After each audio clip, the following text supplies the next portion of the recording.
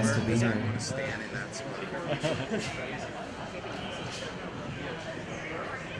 We're going to do a few tracks from the newest CD called Something Cool. That's so great.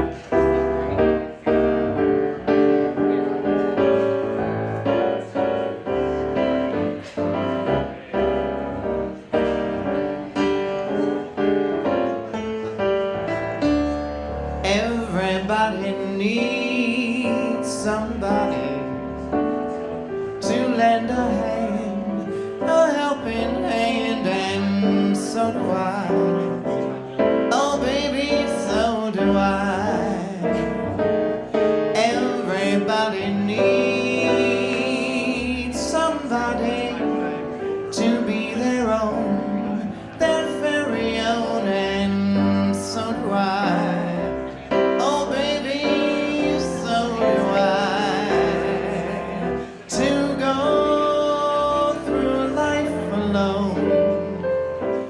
Living with half a heart, I'll never be the same as long as we're apart. Everybody needs somebody to have and hold, so I've been told, and so do I. Baby, baby, so do I.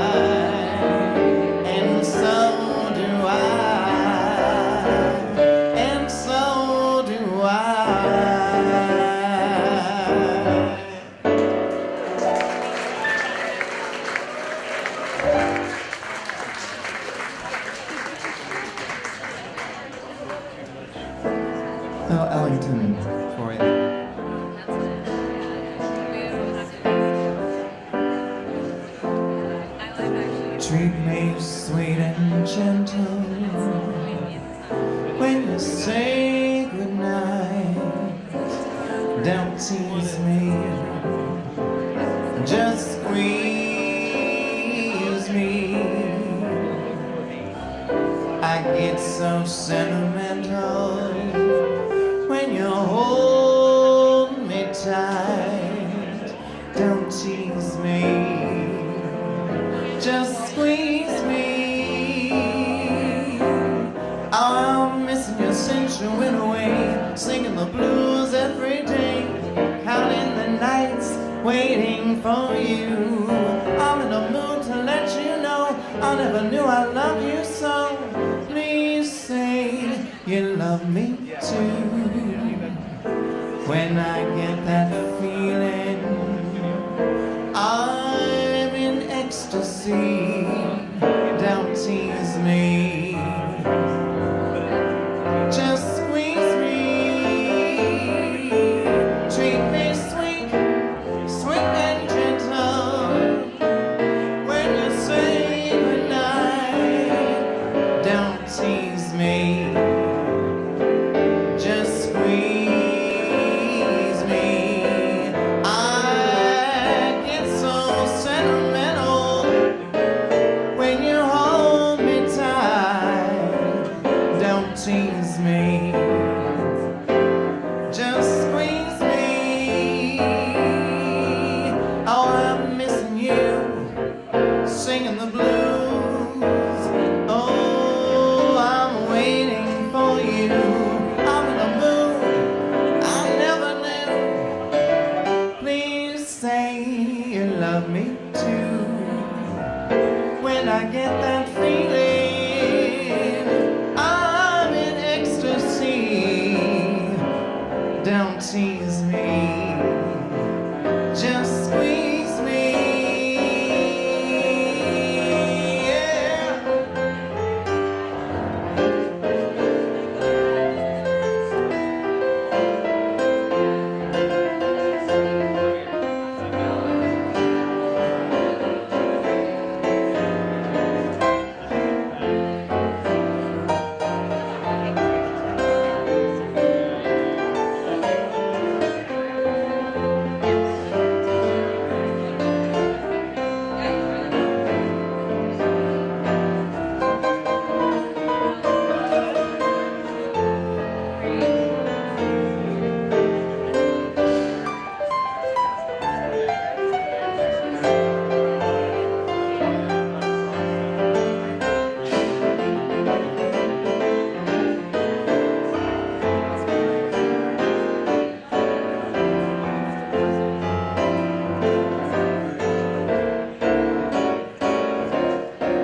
Treat me sweet and gentle when you say goodnight.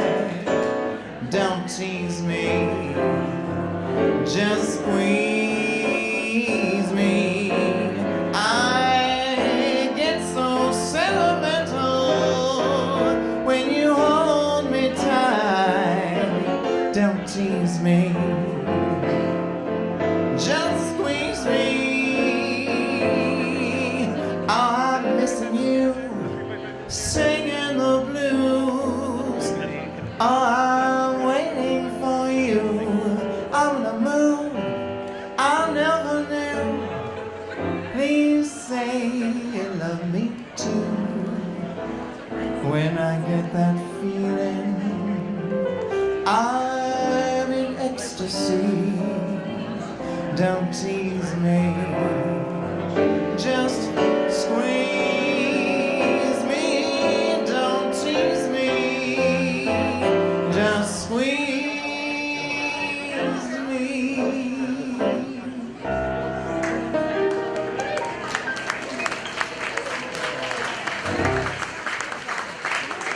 Tammy Hall.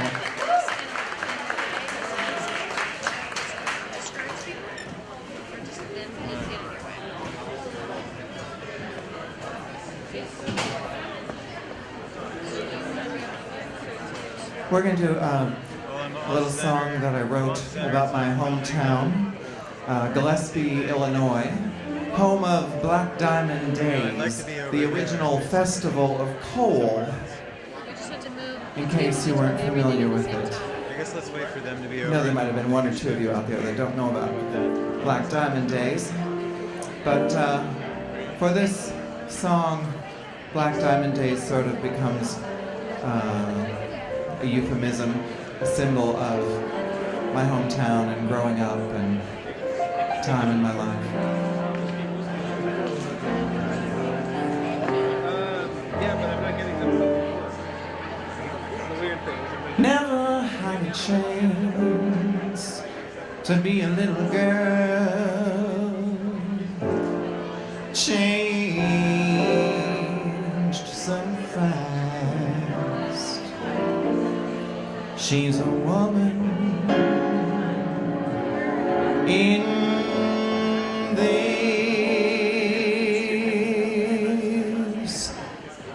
this world.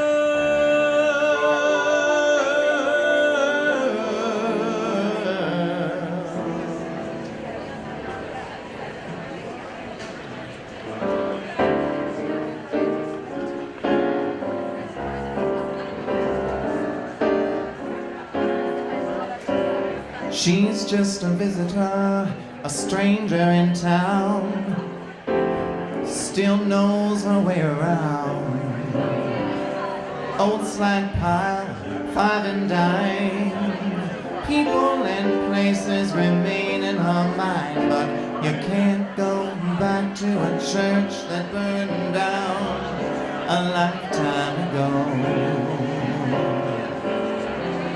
Dying corsets in a chili pot, nobody noticed, but no one forgot. Not quite black, always shades of gray.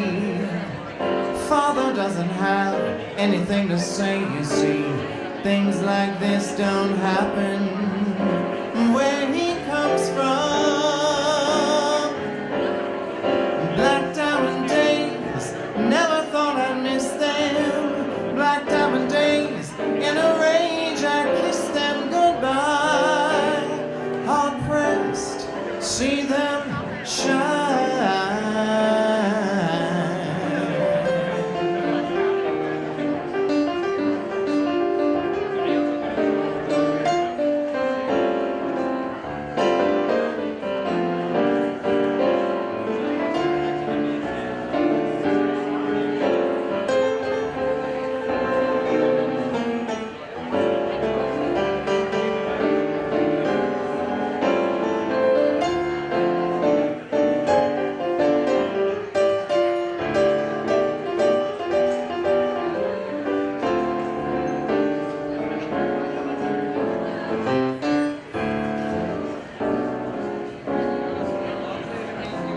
Life's a gem in the palm of her hand. Could give a rat's ass if they don't understand. From that old pole town to a golden coast, you see, she's lived a larger life than most. You just can't force this jewel of a girl into a square setting. No, no, no, black diamond days, never thought I'd miss them. Black diamond days, in a rage I kiss them goodbye. Hard pressed, see her shine.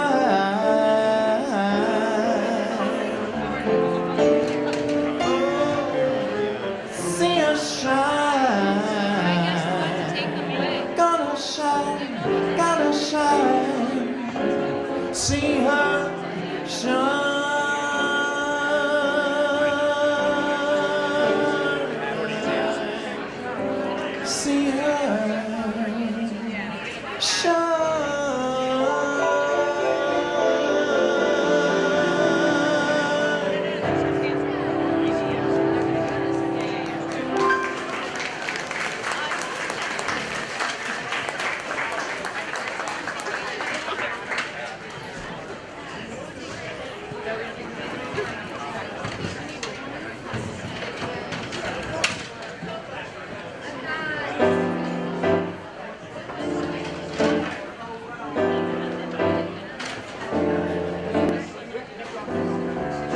I look at you, and suddenly something in your eyes I see soon begins bewitching me. Oh, it's that old devil moon that you stole from the sky. It's that old devil moon in your you and your glance make this romance too hot to handle.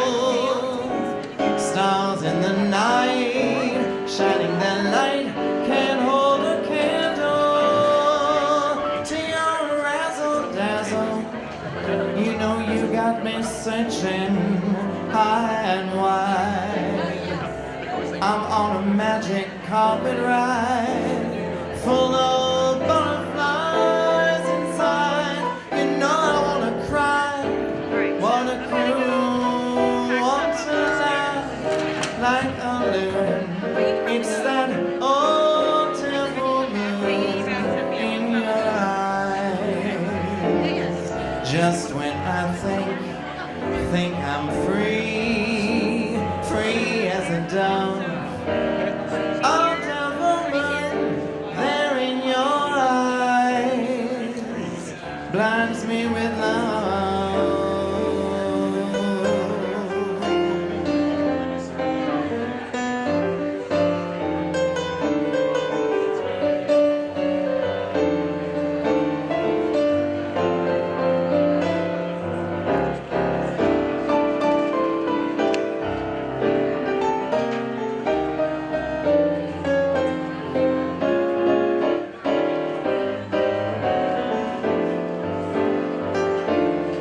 You and your glance make this romance too hot to handle.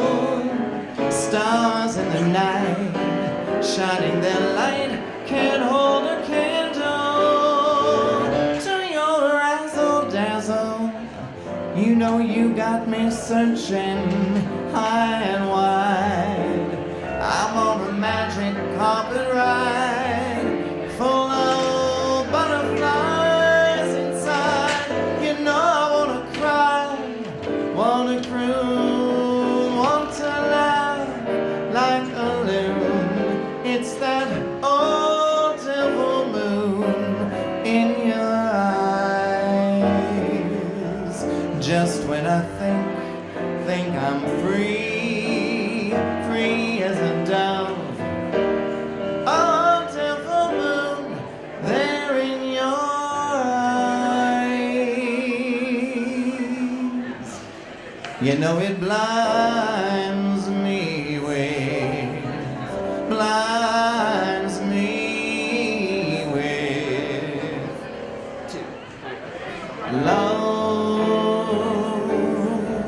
blinds me with love, blinds me with love, blinds me with love.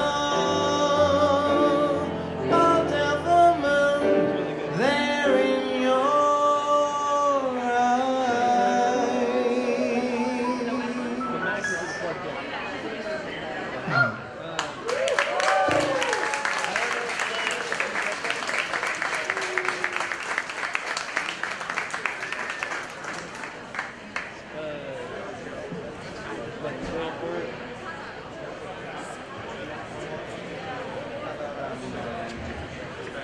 Yeah, they're not.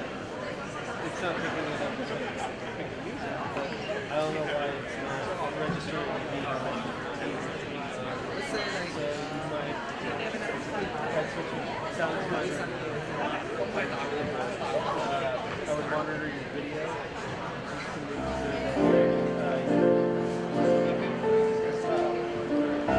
You guys seem like you can handle a ballad, right?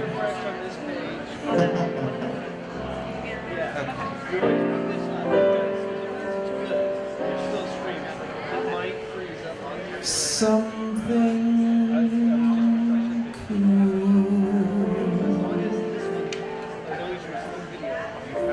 I'd like to order something cool.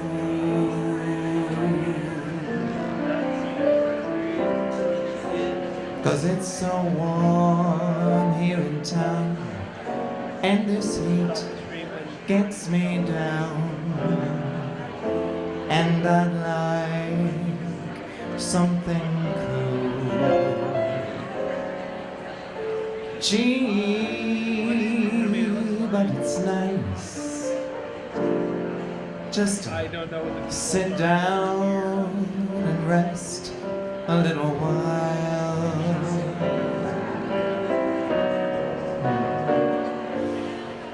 You know, it's a shame, but I can't think of your name.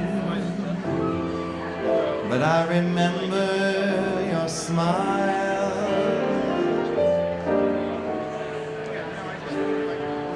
I don't ordinarily drink with strangers. I guess I usually just drink alone.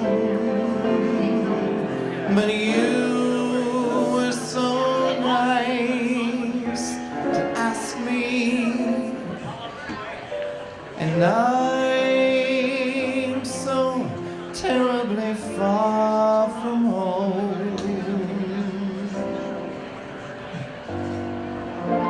Like my dress, I must confess. Oh, it's very, very old,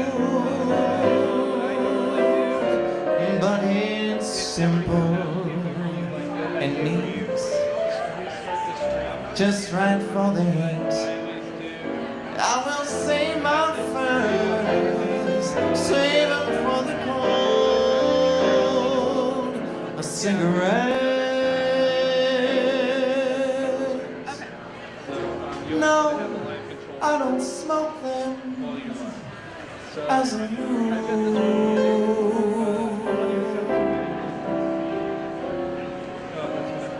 but I'll just hold one. It always looks like fun with something. I'll bet you wouldn't imagine that I once had a house with so many rooms I couldn't count them all. I bet you wouldn't imagine that I had 15 different guys who begged and begged to take me to the ball. And I know you wouldn't picture me the time I went to Paris in the fall. And who would think the guy I loved would be so handsome, oh, and so very tall.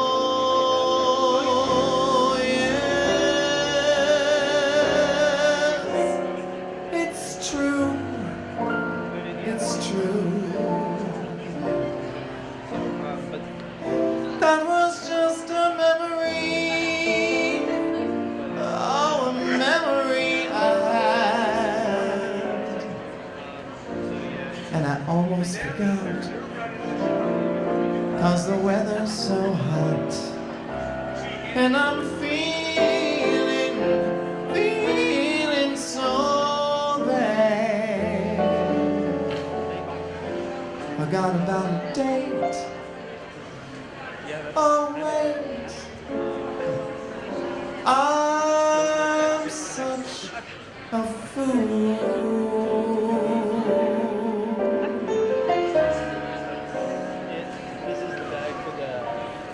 You're just a guy who stopped to buy me something cool.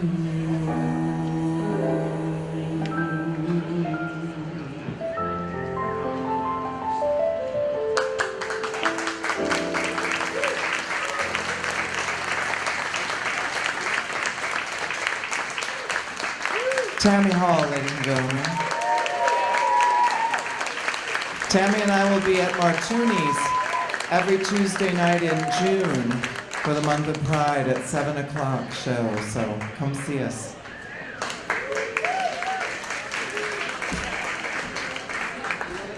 One more time for Veronica Klaus and Tammy Hall.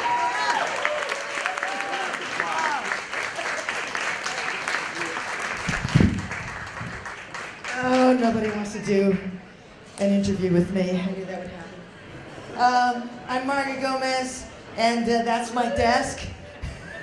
See, it says Marga Gomez. And I will be your host from now until 6 a.m. Isn't that great? Ladies and gentlemen, I really am a big fan of Veronica and Tammy's, and what a wonderful act to have here, and not the closing, but just the little nap that the museum is taking. Who loves SFMOMA? Who loves SFMOMA in this room? Well, we're here to put all our energy and perhaps maybe we go to the bathroom, some of our DNA into this space, and in a few years, the time will just fly by and we'll all be back. We have incredible artists on this stage, and then eventually I'm going to have a desk there. They told me I would have a microphone and then I could sit at the desk as if I had my own talk show on late night TV, which would not happen because I don't have a penis yet. By the way, we're on KQED live stream. Hi, everybody. Hi, everybody at KQED. Please send your checks to margagomez.com. Thanks so much.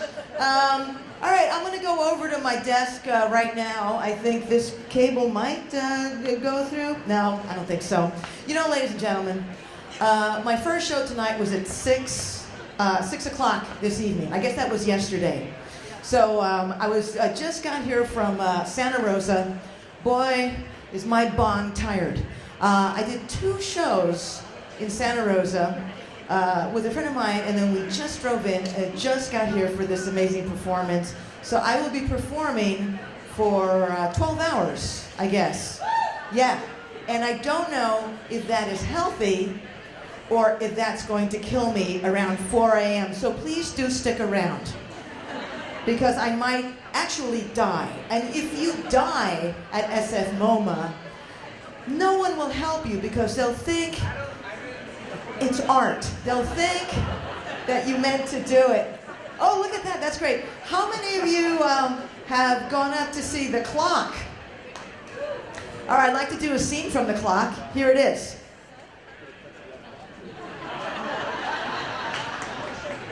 But that was pretty amazing, right? I mean, like to see a movie and not have to worry about what time it is. And then the line going up to the clock, it's like, how? 3 hours I waited. Anybody else like wait around 3 hours, 4 hours to see the clock? No? How long did it take you to go see it? Sorry, who's looking at me and looking away? You, did you see the clock? Didn't see it. You know, there's some gay guy friends waited 5 hours to see the clock, and they were really mad because they didn't realize it was about a clock.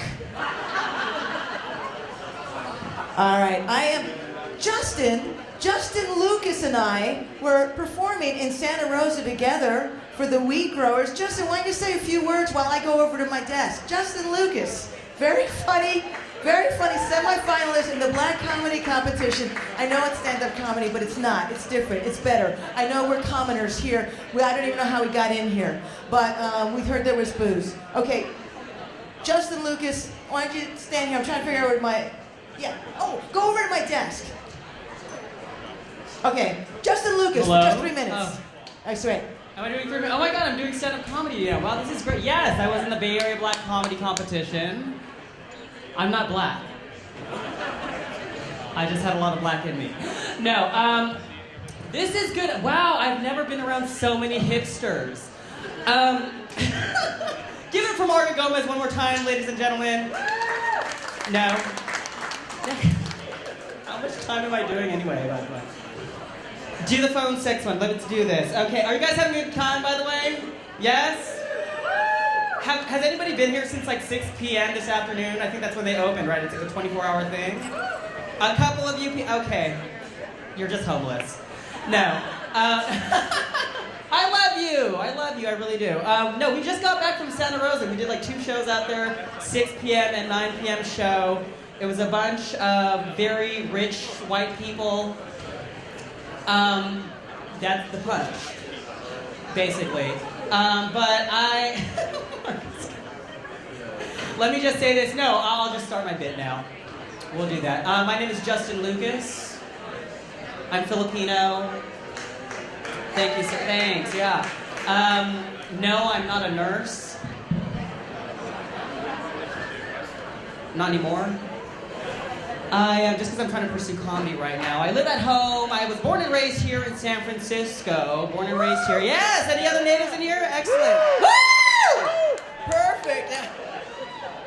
Born and raised here in the city. You guys can probably already tell from my accent. Gay! Thank you. Accent's kind of thick, so please bear with. I live here in the city still with my grandpa. My grandpa's a typical middle-aged Asian man, 99. Sweetest, nicest guy you'll ever get to know. Sometimes he'll go out to restaurants and bring stuff back home for the whole family to share, like silverware, napkins, soap dispensers, whatever he can fit in his overalls, really. He doesn't officially know that I'm gay, though. Like, I never told him, like, Grandpa, I'm gay, although there have been, like, obvious telltale signs.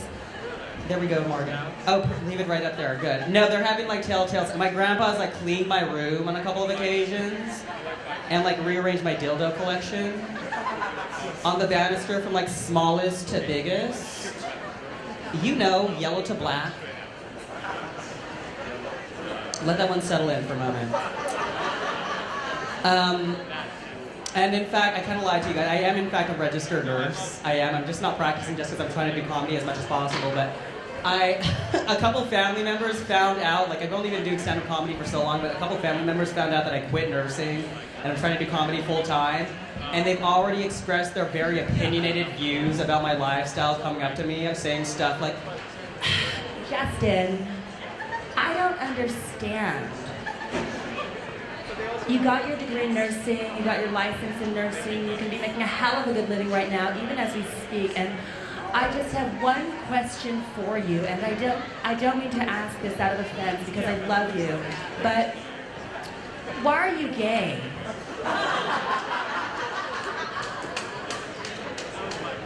and every time I'm just like, because I already told you, Dad. Maybe if you didn't sound exactly like Grandpa, we would not be having this problem. I like doing a little girl. I always do that bit at a show, and someone came up to me after the show after I did that bit one time, and he was like, "How do you do that female girly-like voice?" I used to practice a lot on Party Line. Does anybody remember this shit? Party Line, clap it up, Party Liners. No, no, black guy, no. No, not at all. You're with your gate, I understand. You can't admit it right now. She knows what it is, though. All right. Now, for those of you who do not know what Party Line is, it's basically this number that you can call and it connects you with other people around the Bay Area for free. I used to do this shit all the time in high school. You would call this number and automatically you would hear, "Welcome to Fun Chat, where the fun never ends. Straight men press 1, straight women press 2. I'd always go on that shit, fuck with stupid straight men, pretending that I was a woman. All the time, just going on and pressing 2. Beep! You found a match. Say hello. Hello? Hello? Hello? Hey. Hey, what's up?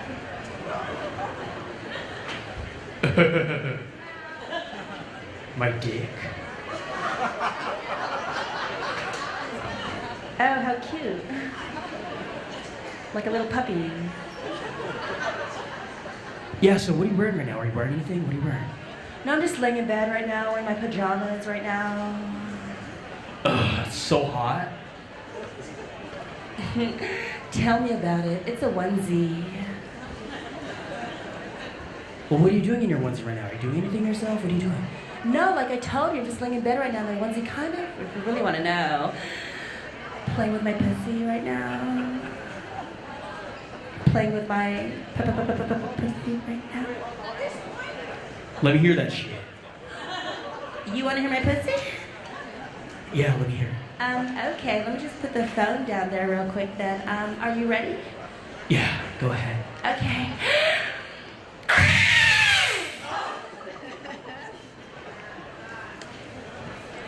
You've been disconnected. Thank you guys for understanding that some of you. Oh, thank you. Yeah. Yeah, you're welcome. You're welcome for that. Thank you.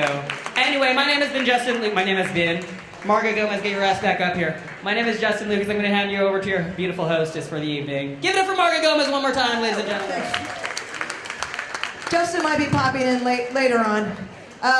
So, folks, we're just getting ready for the next act, and it's a spectacular act. We've got a lot of amazing performers on this stage.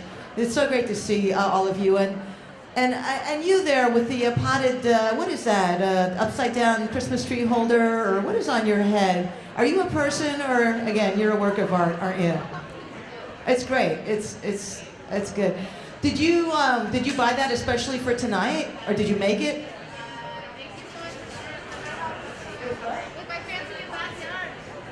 Oh, from a concert? Okay, not like Beta Breakers or anything, was it? You were at Beta Breakers? You were a Christmas tree for Beta Breakers? Oh, today you were a Christmas tree. All right, that's good. Is it July? I have no idea what.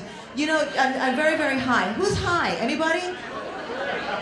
Yeah, I just, we couldn't get out of Santa Rosa. There's a whole, stoner check.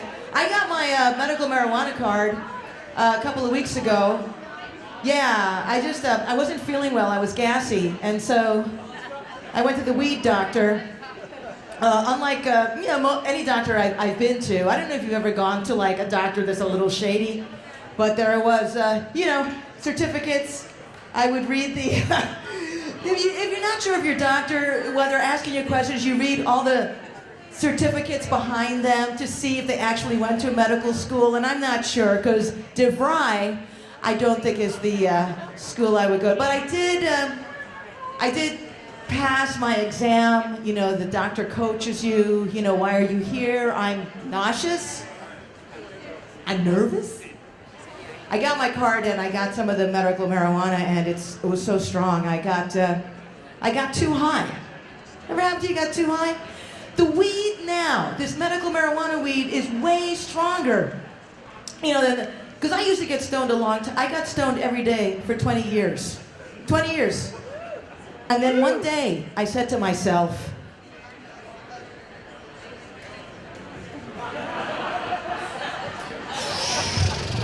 anyway, the point is, how you guys doing? Are you there? Are we there yet? Sophia, give me a thumbs up if you're ready. Thumbs up! All right. One last thing, I'll finish that story. I got so high, I ran out of the dispensary. I ran and ran because I thought somebody was following me. That ever happened to you? I ran and ran, and then it turned out to be my hoodie. Are you ready for our next spectacular act? Ladies and gentlemen. All right. These people are very cool. I'm going to read an introduction that I'm just winging off the top of my head.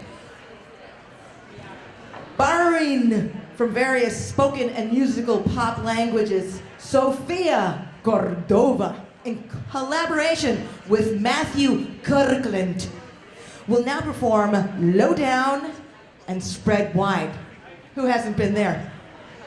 It's an improvised, indeterminate conversation between words and sound, and this, ladies and gentlemen, of the nap... Is that me? Okay, I blame Frank. This is an indeterminate conversation between words and sound, and it is the first time that this piece will be performed, and by its nature, the last time it will ever sound exactly like this. Please welcome Sofía Córdova and Matthew Kirkland. Big applause, everybody, big applause.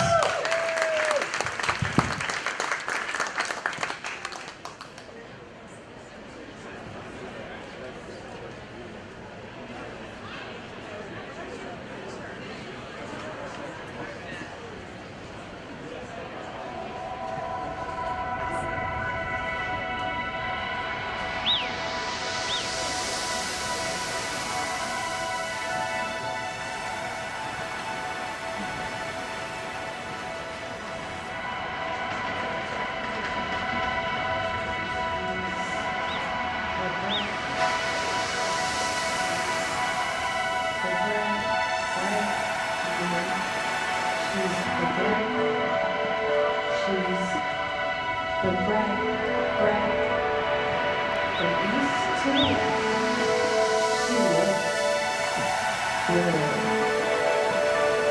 From east to west, she looks good. Obviously, there has to be someone who I love. That's true. Let me tell you something about my family. We are as thick as thieves. I'm so scared I might never be fixed. There are some that are so damaged that there's not much I can do. Sometimes the baby will cry when she sees me.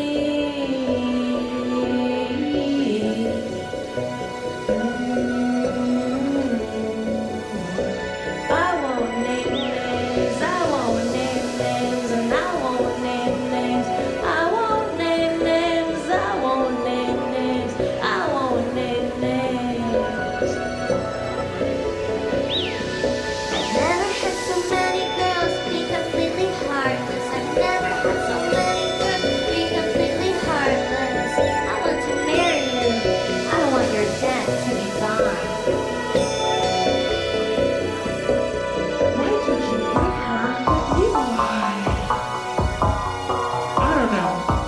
I don't know if it's anything. I know who I am, and God knows too.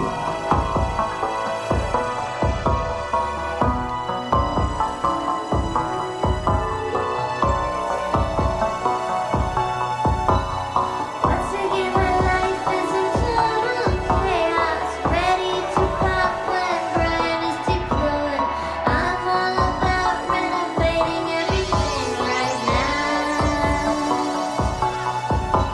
My body, my home. She went under major reconstruction surgery. She didn't get very far. Cartilage, reconstruction, fat injected. My face is still really numb. Like a muppet, stop and have a drink. You wanna say something? Say it to my face. Say it to my numb face. You are a man and not a woman. Act like one. I don't like your boyfriend. I don't wanna be influenced. I have more stuff than I thought I did. Do you want more wine? I'm home. Pairing crustaceans. I'm not saying that in the free world, people don't serve onion rings with lobsters. Stop being annoying. You're a prostitution whore. You were engaged 19 times, you stupid bitch. People wasn't calling you 2 years ago. When life slows you down, turn the music up, turn the music up.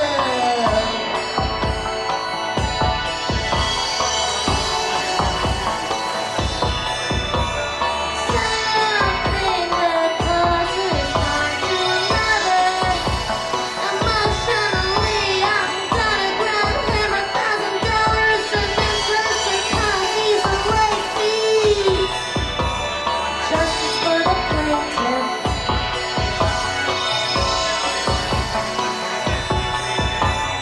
Norma made 2 doctors before me. Listen, there are 2 things in that book. Newton and I was arrested. Pay attention, please. Pay attention, please. Girls and knickers have an act for action. Girls and knickers have an act for action. Girls and knickers have an act for action. I'm not going to pop, pop, pop, do what, what.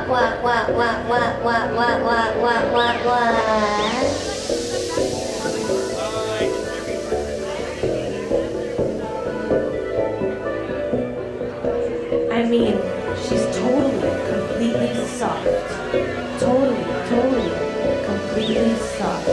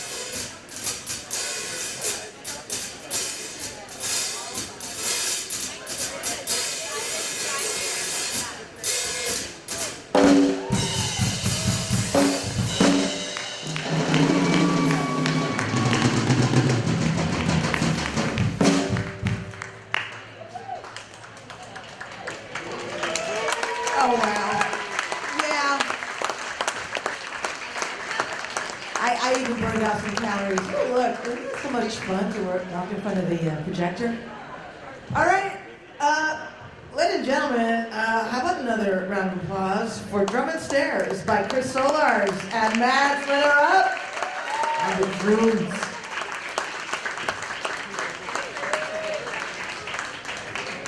How's everybody doing? Good? Ladies and gentlemen, this is crazy. We're going to be up all night. This is great. This is hella good. We're getting ready for the next spectacular act. I am your host, Marga Gomez, through 6 a.m. I love staying up all night. Anybody else just like to just stay up? I mean, there's not much to do in this is the first time we've really had something to do in San Francisco besides go to the donut shop. We should have this every night. Does anybody feel that way? We should have this why don't we have this every night?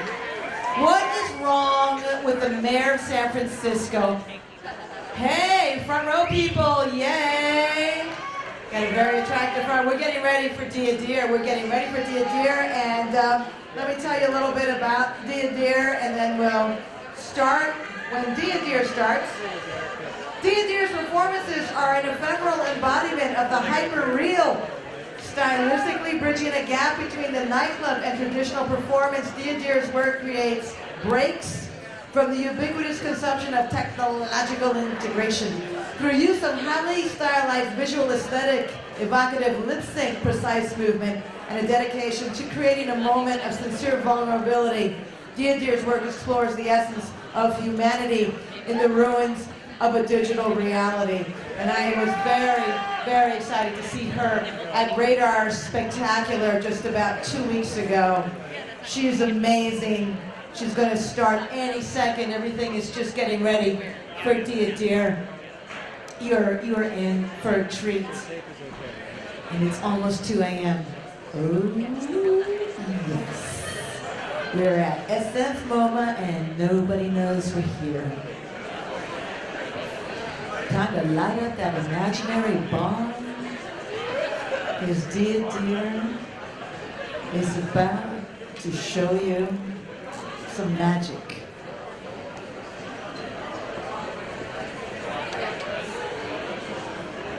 I'm so happy I'm here. I really am. I mean, I was in Santa Rosa a few hours ago, so that could compact my joy.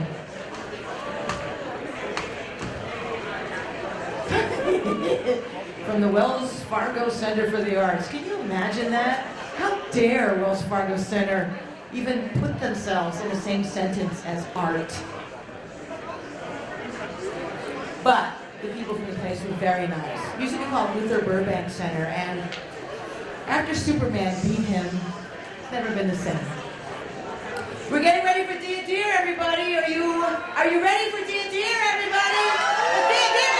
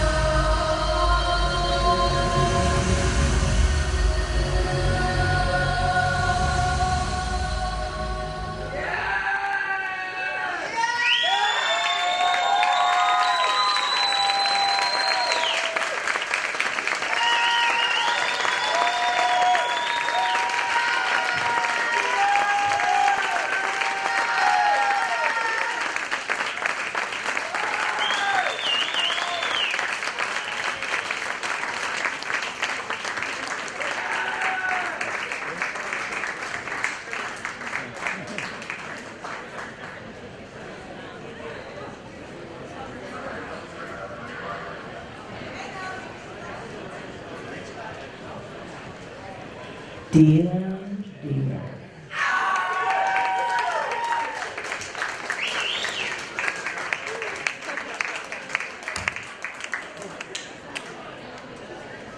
Ladies and gentlemen, it's 2 a.m. Do you know where your children are? They are last. They are yet to be made, but maybe some babies, some gender fluid babies will be made tonight. I have no eggs left, but you know, maybe I'll get a puppy or a kitten. Anyways, Dia Dira was pretty fucking amazing. You know, it's kind of hilarious because we're going till noon later on today, which is June 2nd. Today is Sunday. Hallelujah! And this room is going to change around 7 a.m. when they make it family friendly. But right now, it's dysfunctional, fucked up fuckers. Am I right? Am I right, ladies and gentlemen? Welcome, KQED viewers. I'm Marga Gomez. I'm a single lesbian. I'm available. I'm in debt. I like to take long walks along the sewer. Please call kqed.org. All right, ladies and gentlemen, we are setting up. This stage does not rest, and neither do we. Are we staying up all night? Yeah. You are. You have been here for how many hours? You there in the red jacket. How long? Since last night? Wait, come here. Let me ask you.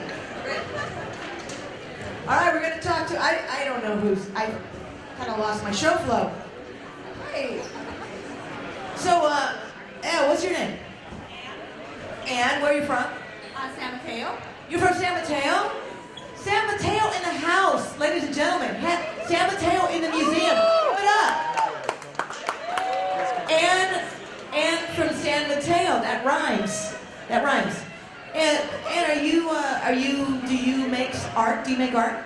No, I don't, but I enjoy it. I enjoy other people's work. And do you like hang out at SFMOMA a lot? Oh yeah, I'm a member of several museums, so. Wow, you're great. And am I your favorite artist? Yes, I am. Yes, I am. And so you have been here since last night. Well, last night it was Saturday, right? What time did you get here? 10 o'clock. You got here at 10 o'clock? Well, that was before I got here. And what did you see? Oh, I went up to the roof and saw what was going on up there and saw all the other exhibits, which are fantastic. Did you see that Ruby exhibit? Talk to Ruby? I didn't talk to Ruby, but I did see it. Anybody go to that Ruby exhibit? Thanks, Ann. Thank you very much, Ann. Give it up for Ann. Anybody see try that Ruby thing? It's like up on the 3rd floor. Anybody do that? I didn't, yeah, we had an argument, me and Ruby. Yeah, I left her for Siri. We're getting ready for Dale Hoyt, ladies and gentlemen. Dale Hoyt. Ladies and gentlemen, let me tell you how live performance works. You are part of it, the audience. So if I say Dale Hoyt's coming up, what do?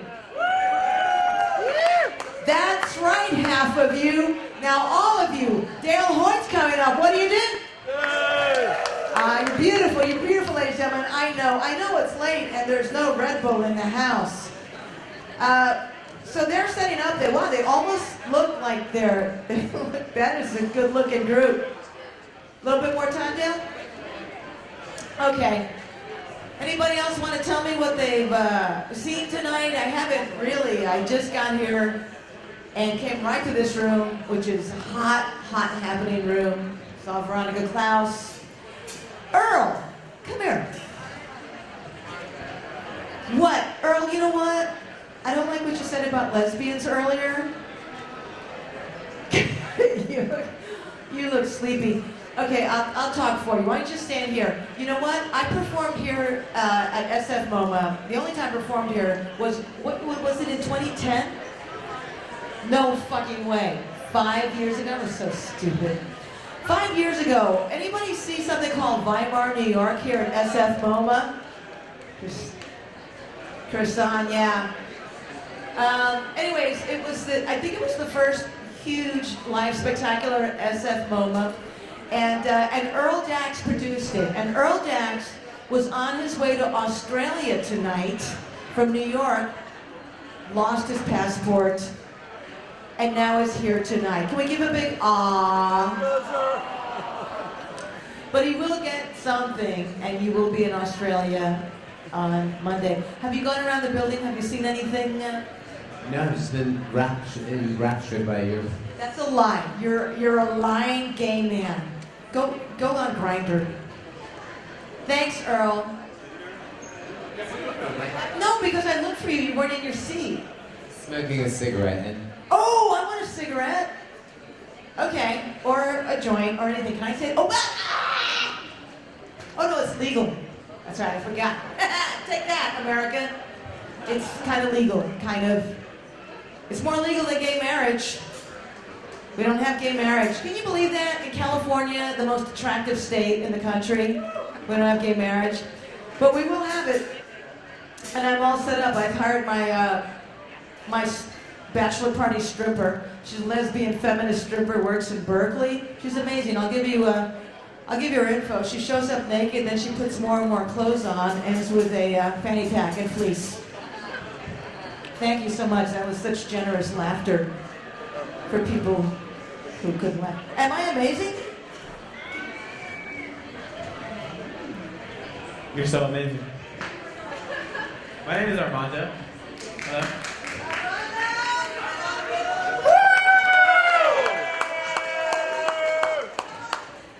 Give it up for yourselves too, living all your fucking amazing lives.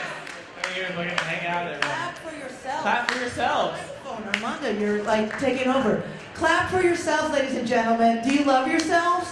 We just celebrated May, National Masturbation Month. How many people masturbated last month? KQED? How many of you KQED masturbate? Yeah. What, you? You got a badge. What's your badge? Is it a art badge? You have a badge from here? No? I want a badge. Why didn't I get a badge? I got a badge. Yeah, what's that for? No, oh, what is that? Oh, ODC Theater presents Walking Distance Dance Festival. ODC Theater, we love them! No, here, because I have a credential. Okay, are we? Damn close. Okay, we are close. So, Armando, you're with this attractive, are you all together? Or are you just an attractive group that's come here from ODC Theater? I mean, I'll make you blush. I will make you blush. Are you blushing? Why do you have that sheet of paper? Are you going to do something? You're going to sing? Are you going to sing with Dale? You're going to sing where? Oh, that's great. Okay. Oh, so you're performers. Not together? All right. Okay, so they're single and they're available. All right. We're getting ready for the next. Obviously we have a singer. We have an incredible band of artists on the stage right now who are just about any moment about ready to go on. Can we give a round of applause to the crew that's running this stage tonight? Noah and Stella and Jeff and all these people. All the people. There's so many people. And yourselves. The people roaming around the gallery. You know that I tried to sneak a burrito into the clock? It's really impossible to do. People watch you. They don't. It's impossible to. I have to check it at Coat Check, my burrito. It's easier to steal a painting here than smuggle a burrito to the 4th floor. My name is Marga Gomez, and I am eating shit right now, but that's okay. This guy's lying down. There was a really cute lady lying down on my stage. I wish she didn't leave. I love SFMOMA. I love SFMOMA, and I'm going to miss it a lot. But apparently they're going to be traveling through venues all over the Bay Area. So do check out sfmoma.org and see where events are going to be happening.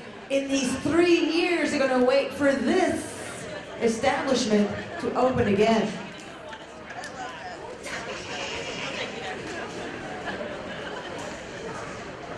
Oh, you have a question? Sure. So when did you first find out that you're lesbian? My girlfriend told me. Yeah. Are you a lesbian too? I'm trying. So what's your name? Gio. Gio. That's like Gia, the film that Angelina Jolie starred in. Yeah, that was like she was a lesbian model, you know, blah, blah, blah, diet drugs, whatever, you know, usual lesbian story. Gio, no. You take the microphone when I give it to you. So Gio, how long have you been inside the building today? Oh, we ready? No. Gio, where do you live? I live in Lower Hoyt. In the Lower Hoyt? That's in San Mateo. Everybody give it up for the Lower Hoyt. Gio, have you been roaming around the museum? For about 2 minutes. Okay. This is, and were you texting the whole time? No. Well, that's great. Were you on that, there's a long, is there a long line still outside to get in? No. There is not a long line to get in? You know why? Because it's VIP, baby. It's 10 after 2. And these are the exclusive art lovers of the world right in this room. Really good. Again, folks, the more you cheer and applaud, the better your orgasms will be. Ladies and gentlemen, are you ready for our next spectacular act? I want to stand for this, ladies and gentlemen. Dale Hoyt has been involved in the making, curation, and criticism of media art for over 30 years.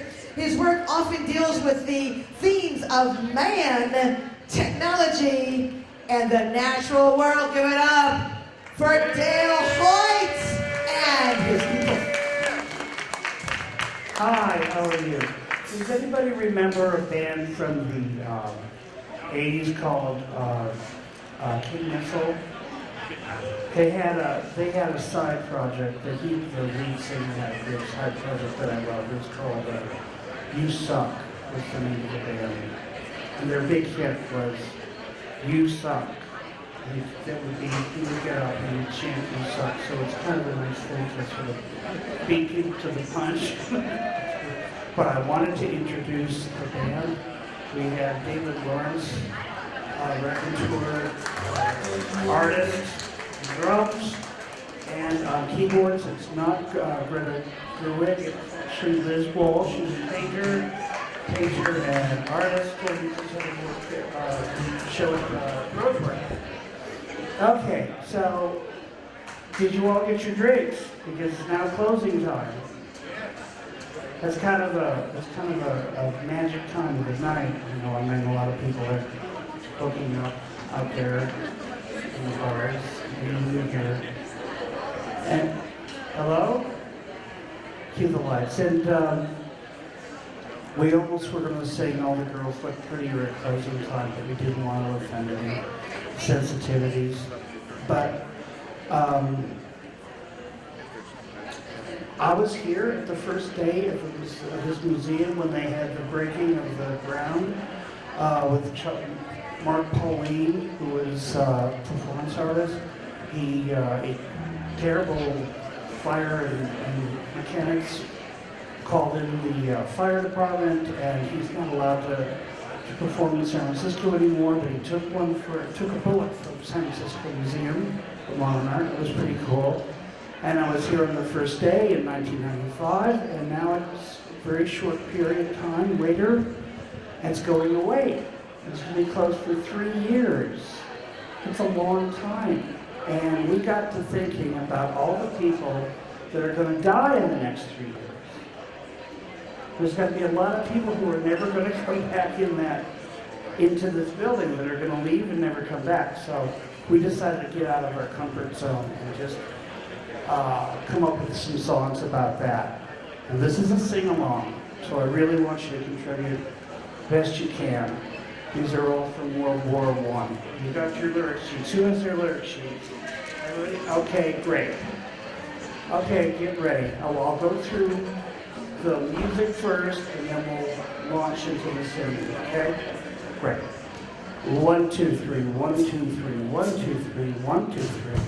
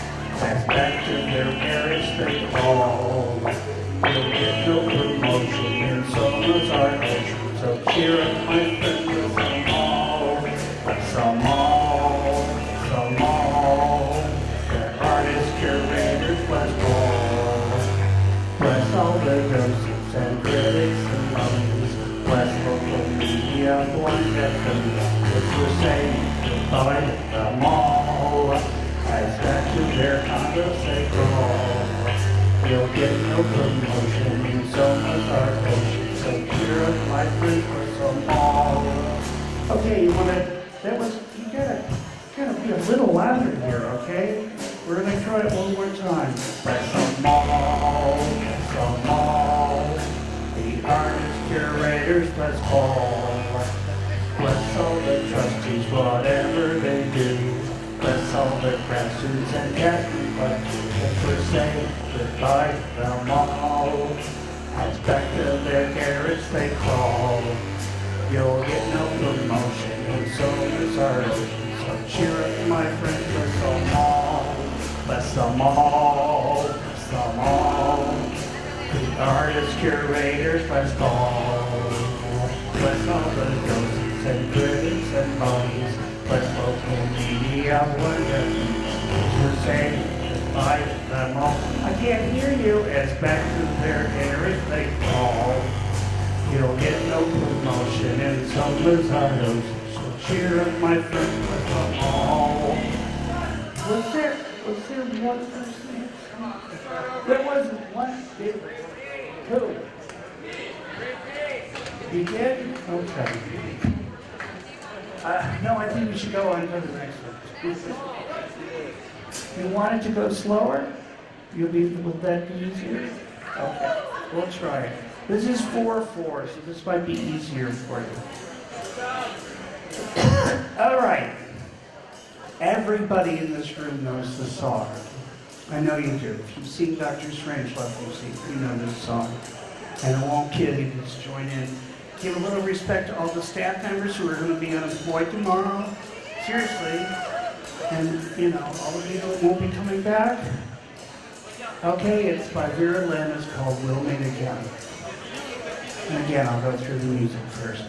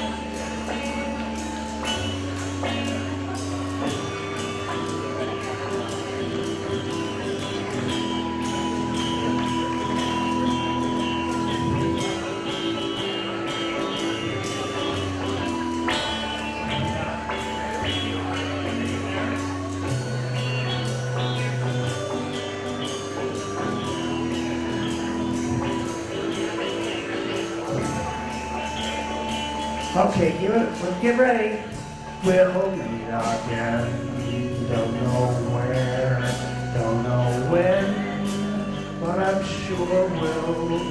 again some sunny day. Down to one. Keep smiling through till the always do, till the blue skies chase the dark clouds away. So will you please say hello to the folks that I know? Tell them I won't be long. They'll be happy to know that when you saw me go, I was singing this song. We'll meet again. Don't know where, don't know when, but I'm sure we'll meet again some sunny day. Okay, this is your last chance. My last chance too, they'll never ask me that. Okay, get ready. 1, 2, 1, 2, 3, 4. We'll meet again. Don't know where, don't know when, but I know we'll meet again some sunny day. Thank you, David. Keep smiling through like you always do, till the blue skies chase the dark clouds far away. So will you please say hello to the folks that I know? Tell them I won't be long. They'll be happy to know that when you saw me go, I was singing this song. We'll meet again. Don't know where, don't know when, but I'm sure we'll meet again some sunny day.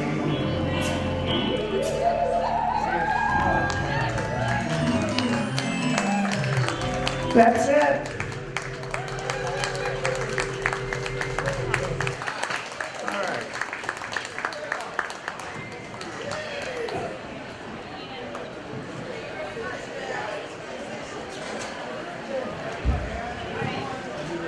I am on.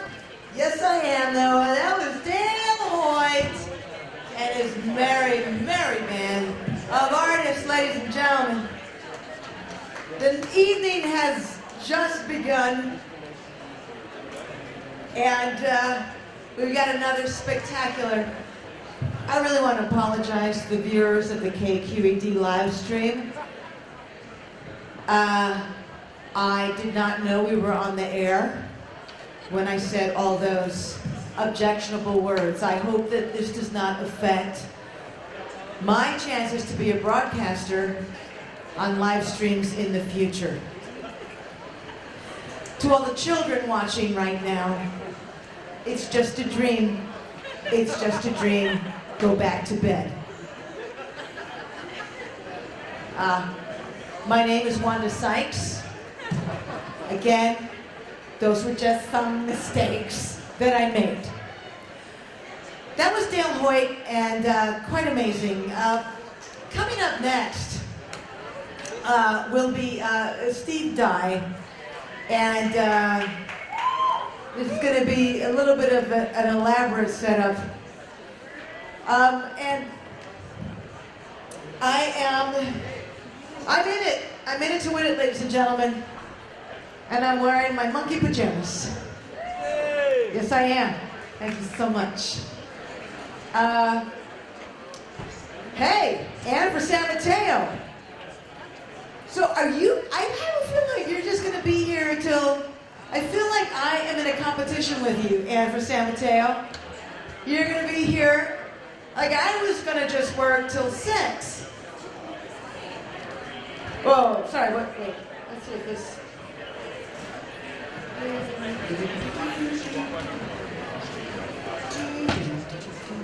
Oh, hi. How about 10 tomorrow morning? Till 10? You're not going to stay? I mean, if you're here till 10, shouldn't you just stay till noon till the whole thing's over?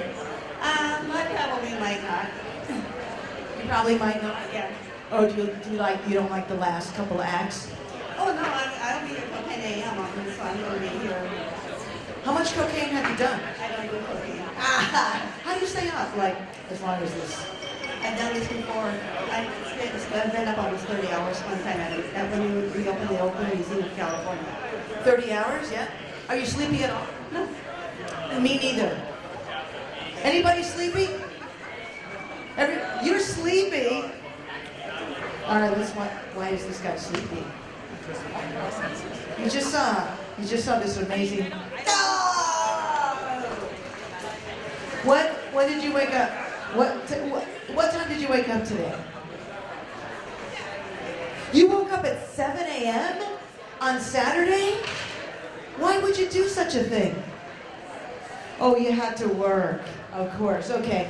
Yeah, sometimes I wake up earlier than I have to Saturday because I have this ridiculous lesbian obsession with farmers markets. And even though I don't really cook anything, I just like to go. I just like to walk around the farm. What do you do for work? You work for AT&T?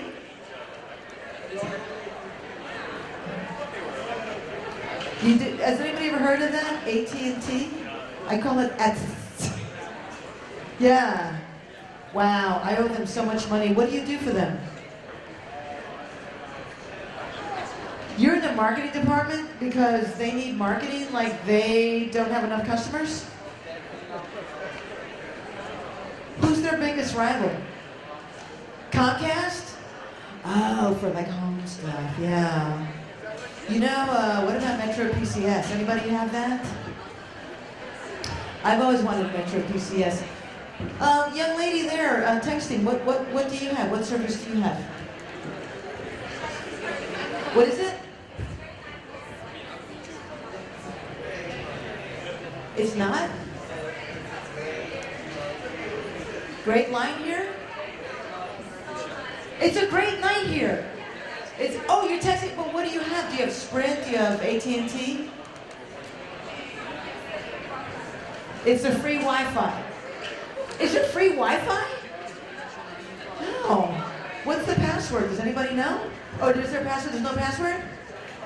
Free Wi-Fi? This museum is the best. Do you know that?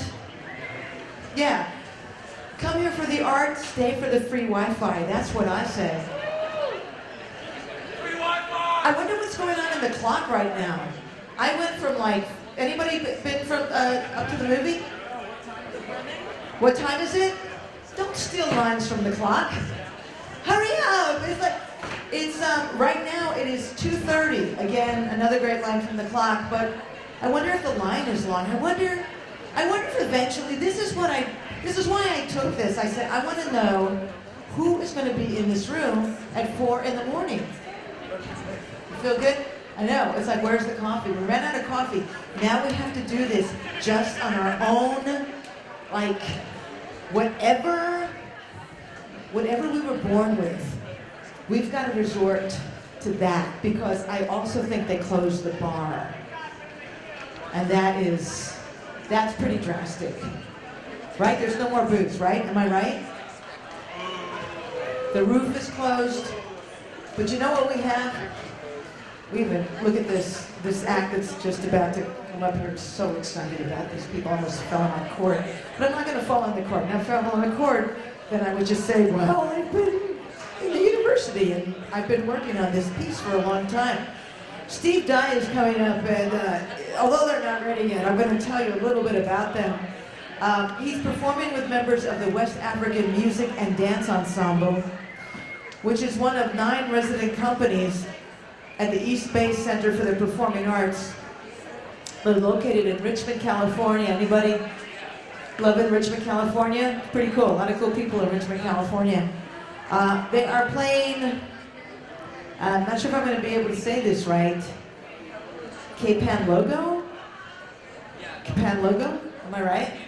Anybody know? Anybody listening? No. Okay, sorry myself. A style of urban dance drumming that originated in Accra, Ghana.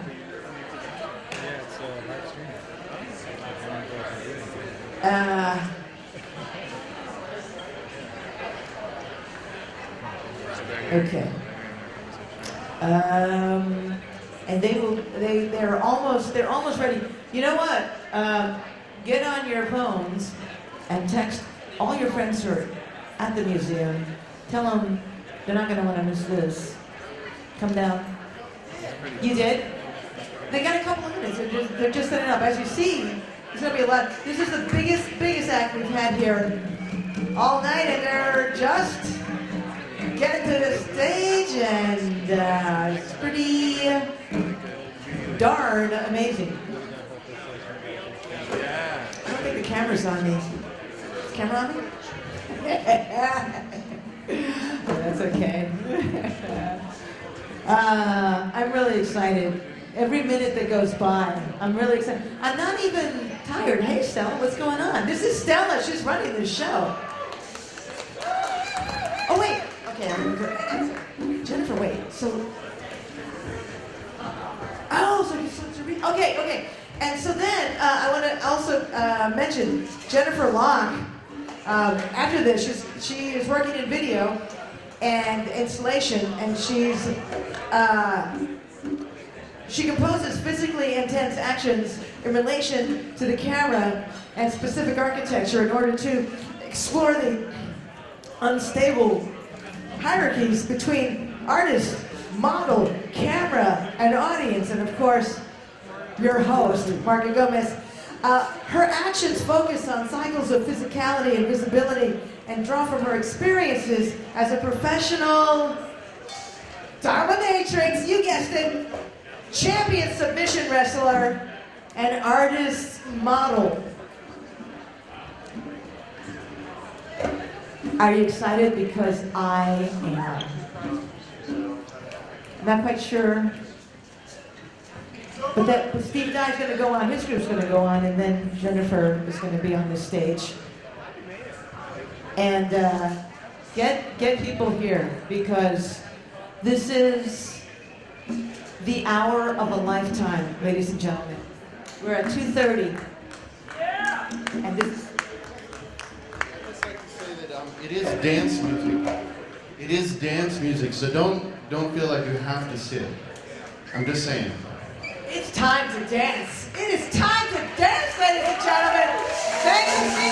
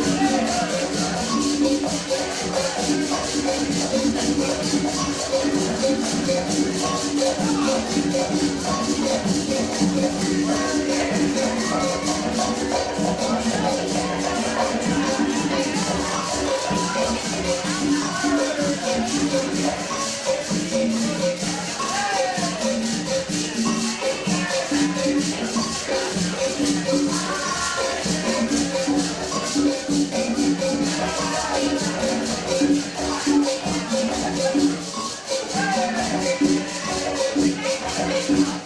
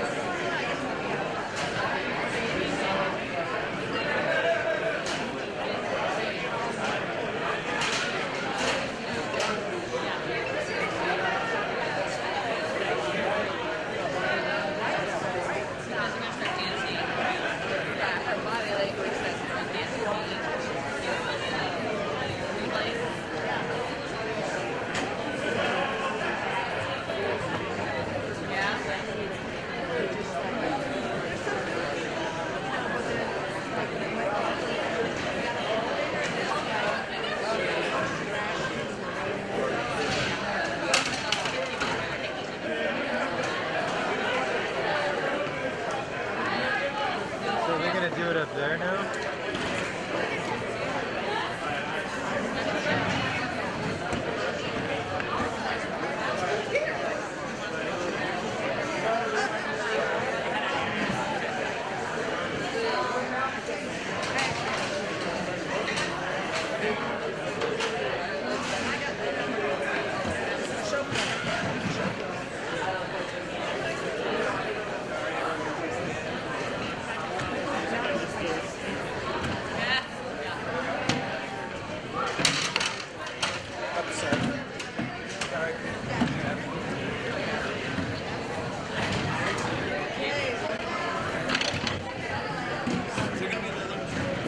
Yeah, we're sitting up there.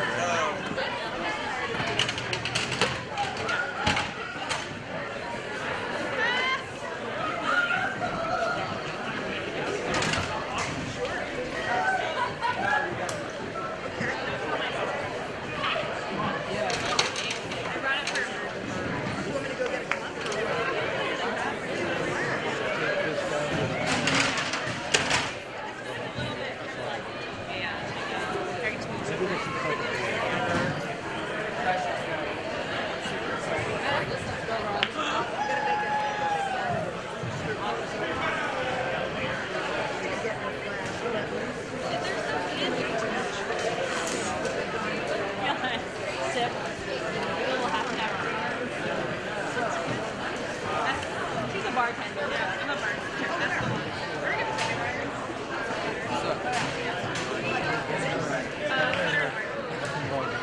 Okay. I'm in. I walked by it. Okay.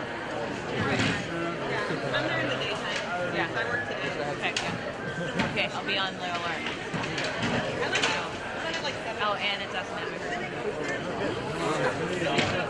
He'll make us up. Yeah. Sorry, people can't.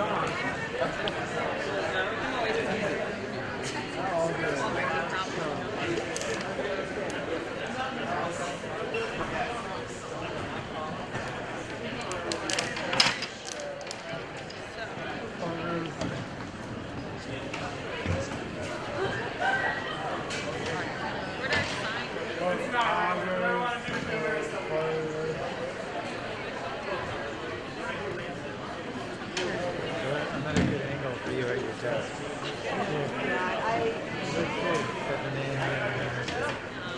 All I'm doing is taking a flash. No, it's like pretending that I finally made it.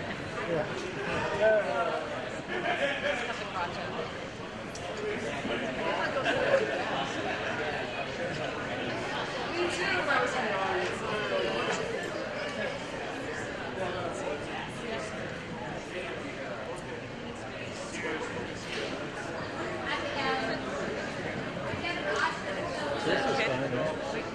So far, yeah, but she didn't cut the crotch out. Okay. Yeah.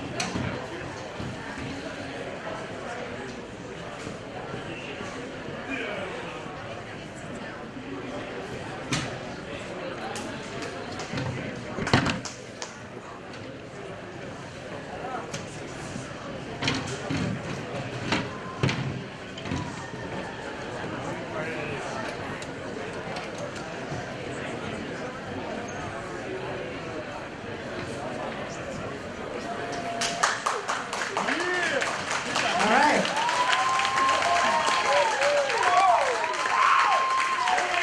Jennifer Locke, that was Jennifer Locke. And we want to thank the janitorial unit of SFMOMA for the mop and the bucket. They were fantastic. That was Jennifer Locke. Check her out on Facebook. You know, I know that the lines for the restroom are pretty long, and sometimes you gotta do what you gotta do.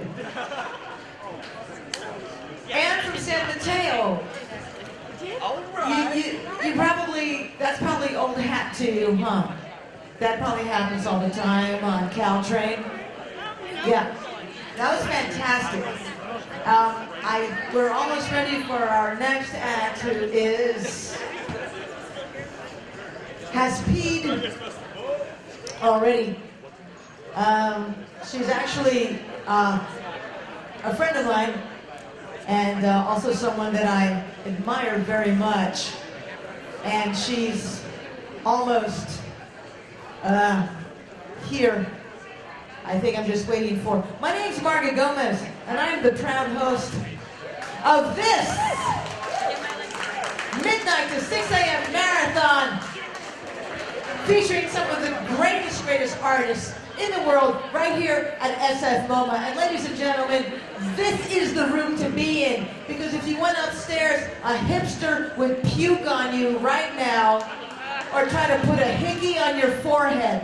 So this is the safest place to be in SFMOMA right now. Believe me, it's like True Blood upstairs. I'm talking out the bum and everywhere. These people are just out of control. I took that elevator up there and I ran down the stairs. All right, I think, are we almost ready for Anna? She's ready? Where is she? Oh, okay, all right, that's my buddy. All right, listen, ladies and gentlemen, you're in for a treat right now. Hey, what's up? Give yourselves a round of applause. It's 3:15 on June 2nd, ladies and gentlemen. Come on, love yourselves right now.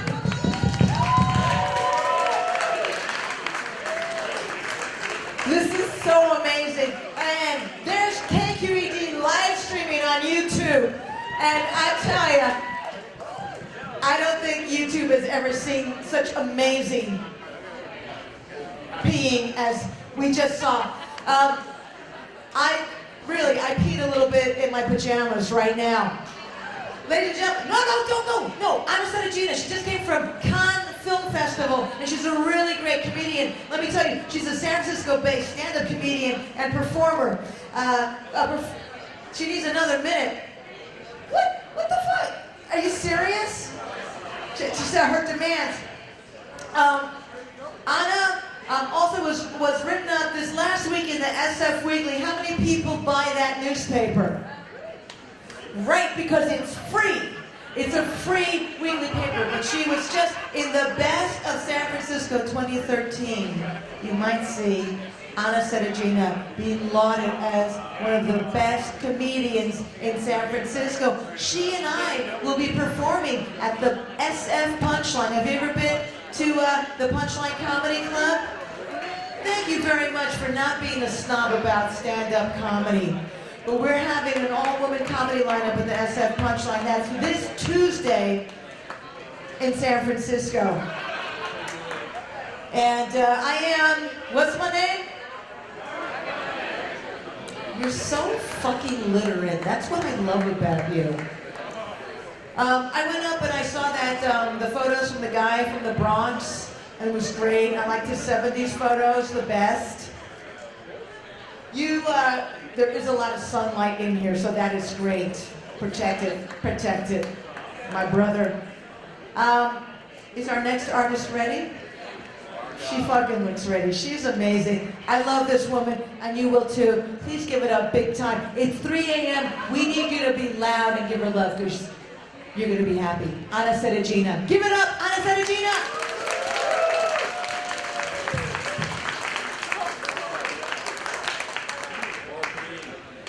My iPad down. Nice thing is that 3 in the morning is like the prime time for comedy, and this is like, I mean, honestly, the key demographic that you would hope at. So this is, I'm so excited. Last time I performed at the MoMA, there were a lot of white women in their 80s wearing large sun hats, and then you took off your large sun hat. So now I'm a little uncomfortable, but I guess we'll get through it. Thank you for the one clap. That's really good. It's gonna surf me through it, skateboard me through. Just clap. That's fine. Thank you. I don't know if you've been upstairs. If you haven't, don't. In short, it's a lot of girls in what are not skirts, but more so maybe tool belts at best. Like maybe it's the length of a tool belt. And I love it because it's like, oh, you love art, so that's why you're here. That's really nice. I walked by the Rothko, and there was a woman with, I could just see the predominant part of her vagina. And she was like, it's just so weird, because what's the movie with the shut eyes? What is that like? It's like eyes shut. What is it? They're eyes for sure, but then they're shut. Maybe? What's the movie? And then her strong white boyfriend was like, it's eyes wide shut, babe. And she was like, yeah, well, this painting's like, it's like that, but why did you bring Eyes Wide Shut up? So that was a response to the Rothko upstairs. I was walking around with a Red Bull. A gentleman the size of 2 gentlemen stopped me and was like, where the fuck did you get the Red Bull? It's very confrontational. I didn't know this is what this night would entail. So I'm glad I wore my nice shirt. I guess that's what I'm trying to say. I napped from 8. It was going to be from 8 to 11, and then it was 10 to 11. I took codeine, thinking that would help. Codeine apparently doesn't help, nor does Prison Wives, the show. That doesn't help you nap at all. Now I'm here, and look at all the fun that we're having already. This is great. This is great for comedy. This is all I want to say. I just got back from France, not but 2 days ago, which is, I'm not surprised that I heard one clap for that, because even the statement, I just got back from France, sounds stupid, because of the France part, I think. I think that's mainly what sounds terrible. Because France, even as a word, is really pretentious. Like, I feel like you can't say it without being like, France! And it just like marches out of your mouth with like a baguette and attitude, and then like walks away like it's mayor. And it's not fucking mayor, it's a word that I said, so that's good. I was in the Cannes Film Festival. I'm gonna talk about it this one time and then I'll never brag about it again. I was in a movie, a short, you have to call it a film when you're in there. I was in a short film that got selected, and it was really it's really crazy because you see pictures of it and you think, like, that's big, and then you get there and it's huge, and it's predominantly occupied by, like, slutty ladies from Texas in gowns holding signs that say, I'll definitely fuck you for a ticket to the Great Gatsby. And you want to think that it's because they love movies, and then instead it's not, it's because they love fucking. So that's nice. It's like a nice cultural non-barrier. And it was weird because, like, the second I got to Cannes, I was like, I have expectations that are embarrassing to have. Like, I thought the second that I get there, Steven Spielberg's gonna, like, Vespa up to me and be like, oh, well, now you're famous, so have a good time. And then that didn't happen at all. And then you're the entire time you're kind of like in high school again, trying to figure out what you're supposed to be doing at every minute. Like, what am I not doing enough of? Should I be wearing skirts? All these ladies are wearing skirts. How many skirts do you own, ma'am? Should I own 5 skirts? That seems. Can I stand next to you since you're so beautiful and Steven Spielberg might miss me? And then you one chuckle, so that's good. It was a good track so far. I think doing really well. I think kind of killing it over here in the MoMA 3 a.m. crowd. Hey, yeah, I think. Yeah, wearing pajamas out there. That's fine. Props to you. You're walking away. That's fine. Marga. I'm just saying, Marga looks good in her pajamas. But just give me props are due. She asked me to borrow a negligee, which I thought was funny. That somebody expected that I would own one. I was gonna bring a white beater and be like, will this suffice? So it was weird because the one real big takeaway of Con was that like how not sexually aggressive I am and how sexually aggressive most ladies are. Because I own one pair of pants, and I don't think you can be sexually aggressive when you own just the one. I think you need at least 2. These are the pants that I own, and I like having the one because you get to trace where your food's been over the week and walk down memory lanes, so that's really nice. And I realized that like I can't even, things that sexually aggressive women say, I can't even say in mockery. Like I can't picture myself being like, sit on my face while you proofread a document. Like that's the closest I can get to being sexually aggressive. So Con was a really rewarding experience for me. But the thing is, what I miss most about San Francisco is the gays, because there are no gays in Con. Thank you. I know. There's no gays. The one gay. Perfect. I watched the new Liberace movie. Yes! Fuck yes, but the worst crowd possible because it was French people who were trying to be respectful. And Michael Douglas is really fucking Queenie in it. And he's hilarious, and he looks way better with fake facelifts than he does in real life. And so it was really weird. I was watching it with a friend who's from San Francisco, and we were like, this is great. Look at Matt Damon having the buffest thighs. He looks like a pulp character from the 60s. And everybody else was like, well, this is art, so we don't laugh at it. Don't laugh. So I miss San Francisco. I missed San Francisco until I got home, and then I walked past a homeless woman who showed me her butt. Her butthole. Just the whole kit. The entire caboodle, also. Just all parts were accounted for. No context. For something like that, I think you need a small amount of context. She wasn't being flirty, I can tell you that. She wasn't flirting up a storm with me.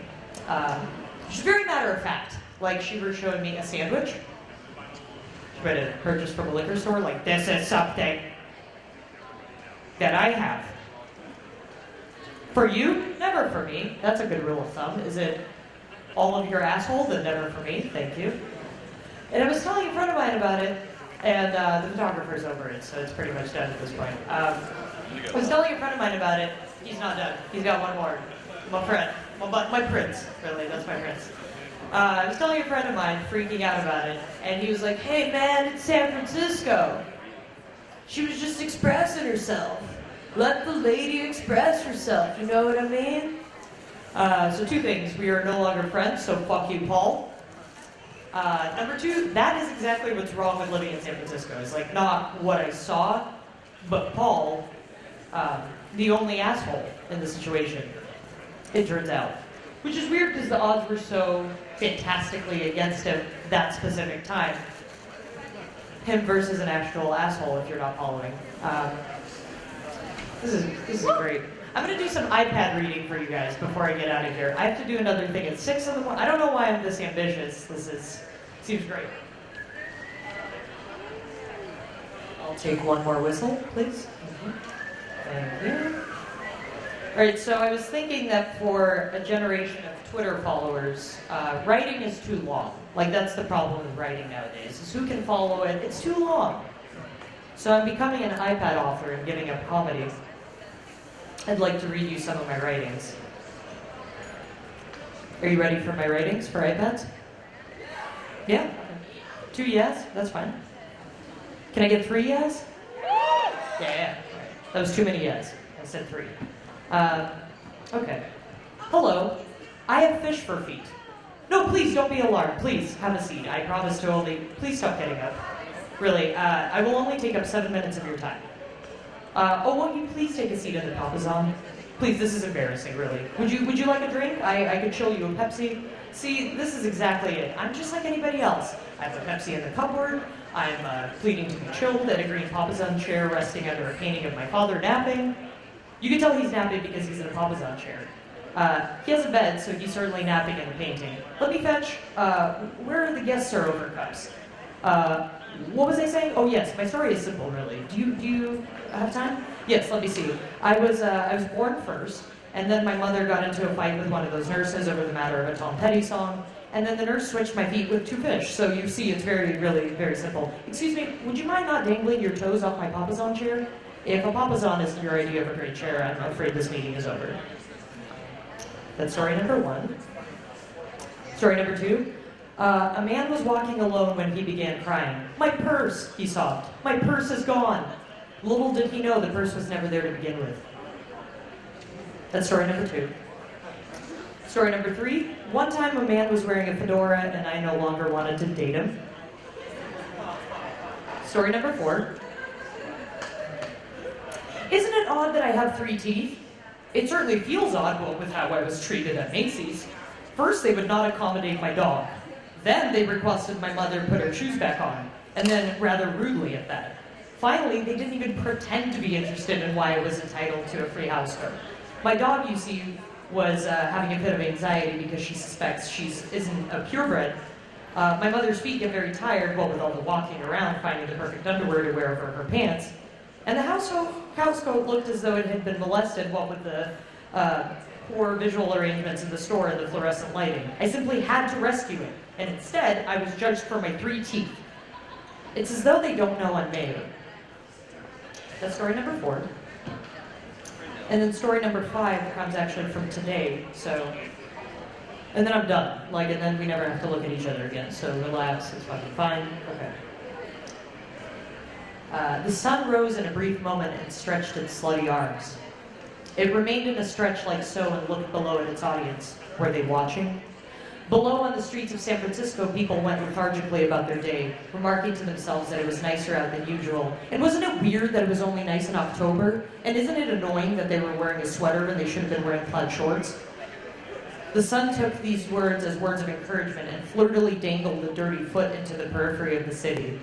It looked lovingly at its big toe for a moment and plunged its husky body into San Francisco fully, reasoning that sometimes it was nice to give your partner just a sample, but sometimes you needed to plunge your dick in her fully, and set a fantastic precedent. And thus began the great heat wave of June 1st to June 1st, 2013. Yes, dramatic applause. On 19th and Mission, people went on about their business. Bacon-wrapped hot dogs! Yelled a tiny voice behind a cart. What? Yelled a deep-voiced fat child holding a nearly dead pigeon by a wing. Bacon-wrapped hot dogs, said the man behind the cart. He was so small that, at a glimpse, it looked as though the cart were the one yelling. But that would be magic, and just because there's a heat wave, that doesn't mean that magic is real. Luckily, he was wearing a big hat, so a passerby could distinguish where the cart ended and the tiny man began. What? Yelled the tiny, fat toddler, waving the pigeon above her head by the same wing. The pigeon gulped and wished for it to be over. This is ridiculous, the pigeon thought. I live in a BART station. I am well-traveled. Yesterday, I ate artisanal ice cream in Dolores Park. But the child didn't care about the pigeon's travel record or artisanal ice cream. She continued to wave the pigeon over her head like an obscene woman in a rap video trying to get the attention of the protagonist rapper, or at least the sommelier for a wine refill. What?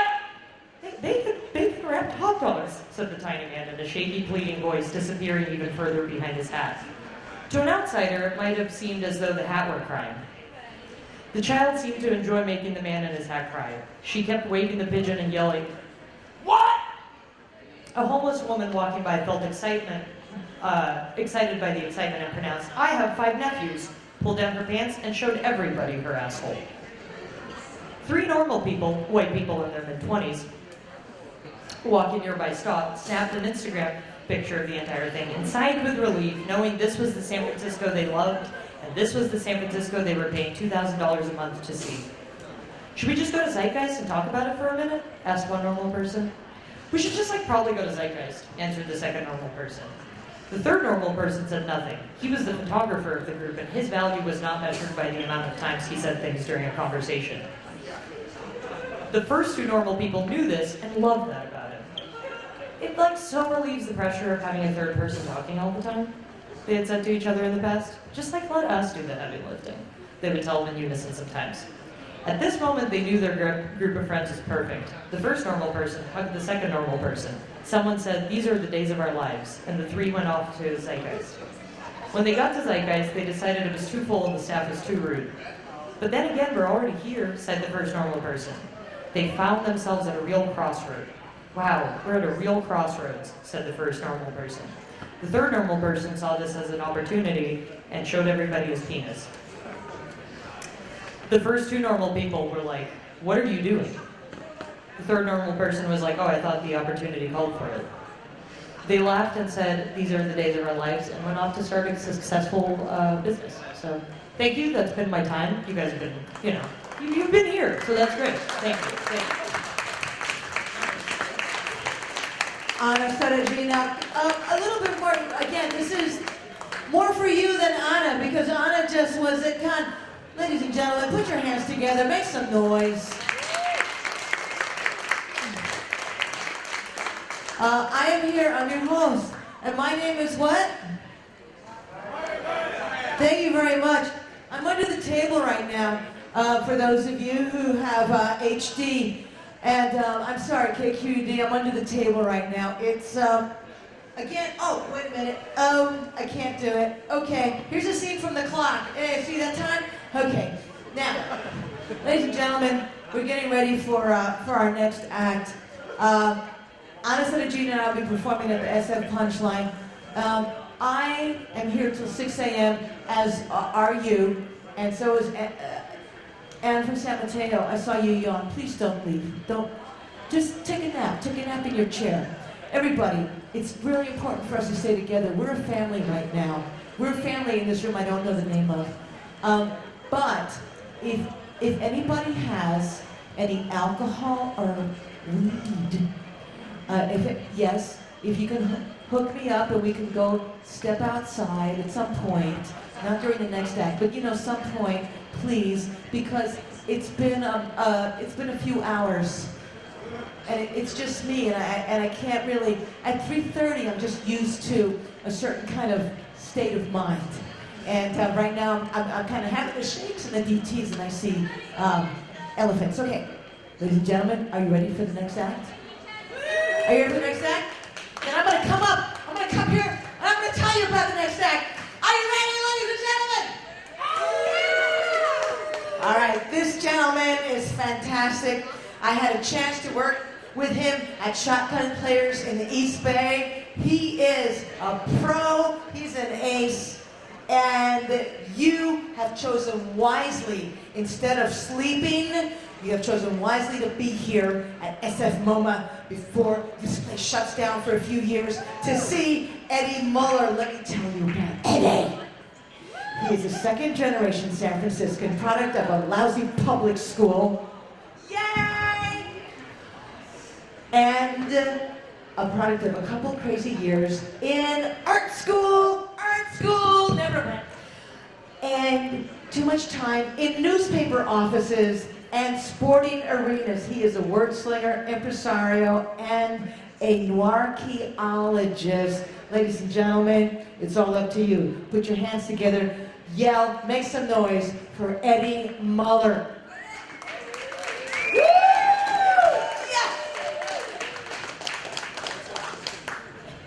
Thank you, Marga.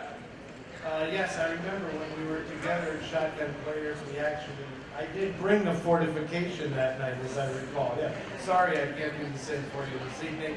My apologies. Good evening. Or no, good morning. How about that? It's actually in the morning now. Look at all these bright, smiling, cheery faces out here in the audience. Don't be a tough crowd. I am happy to be doing this evening for a number of reasons. Primarily to celebrate the Museum of Modern Art and what will be its next genesis. But also because my father worked right down the street here for most of his life for the San Francisco Examiner when it was based in the old Hearst building right down here at 3rd and Market Street. And so this evening I want to read something sort of in his honor. This is from a novel that I wrote a few years ago. Thank you very much. A novel I wrote a few years ago called The Distance, set in San Francisco in 1948. And I'm just going to skip into the meat of it here as soon as I'm all squared away. Thank you very much. If somebody likes what I read, you can actually leave tonight with this copy of the book. I'll even sign it for you. I didn't really know what the setup was going to be like and if I could actually see enough to read from the book without my glasses on. And now I see I've got to go for my pages. So the book will be available to some lucky person here tonight. Okay.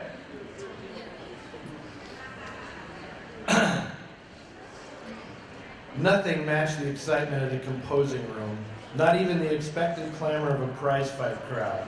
I'd always thought of it as the boiler room of a ship, the world's biggest ship, ever since I was a kid and first learned that Old Man Hearst liked to call the Examiner the flagship of the Hearst Empire. The noise of the composing room was decisive, totally distinct from the fitful confusion that swirled through the various departments out on the floor. That was a jumble of eagerness, stress, and uncertainty. But once you walked into the composing room, uncertainty was stamped flat by the relentless linotype machines. Desperation was magically transformed into news as the hot, hard slugs of metal were slapped into place. I like to walk an unofficial proofreading beat to soak up the power of the news going to print. The metal flying into chases, casting machines turning out plates for the presses, the world laid out, waiting to be painted with the proof of black ink.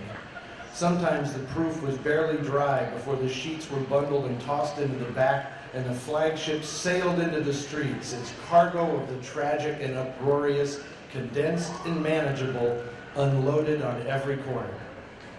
My old man got me my start as an office boy. Vincent Nikolovich was a pressman. He worked backbreaker shifts, sweat streaking the ink smears on his face and hands, cotton balls shoved into his ears to muffle the roar of the machines. I'd swing through the plant just to say hi before grabbing a bite at Green's or the Kentucky Barrel House on 3rd Street. Ham on a hot biscuit or coffee and a sugar donut slipped to me quick by the counterman. Keep your dime, kid. I was 14 years old. Every night I'd wait for my father so I could ride the streetcar home with him. It didn't matter if I had to wait hours. You couldn't be bored when you were right in the middle of the most important place in town.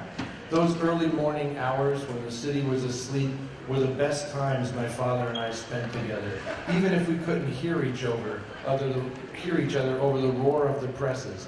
My father was tortured by back problems, and he seemed straighter and stronger whenever the paper ran. It was victory, watching the bundles carried out for street corner sales before dawn.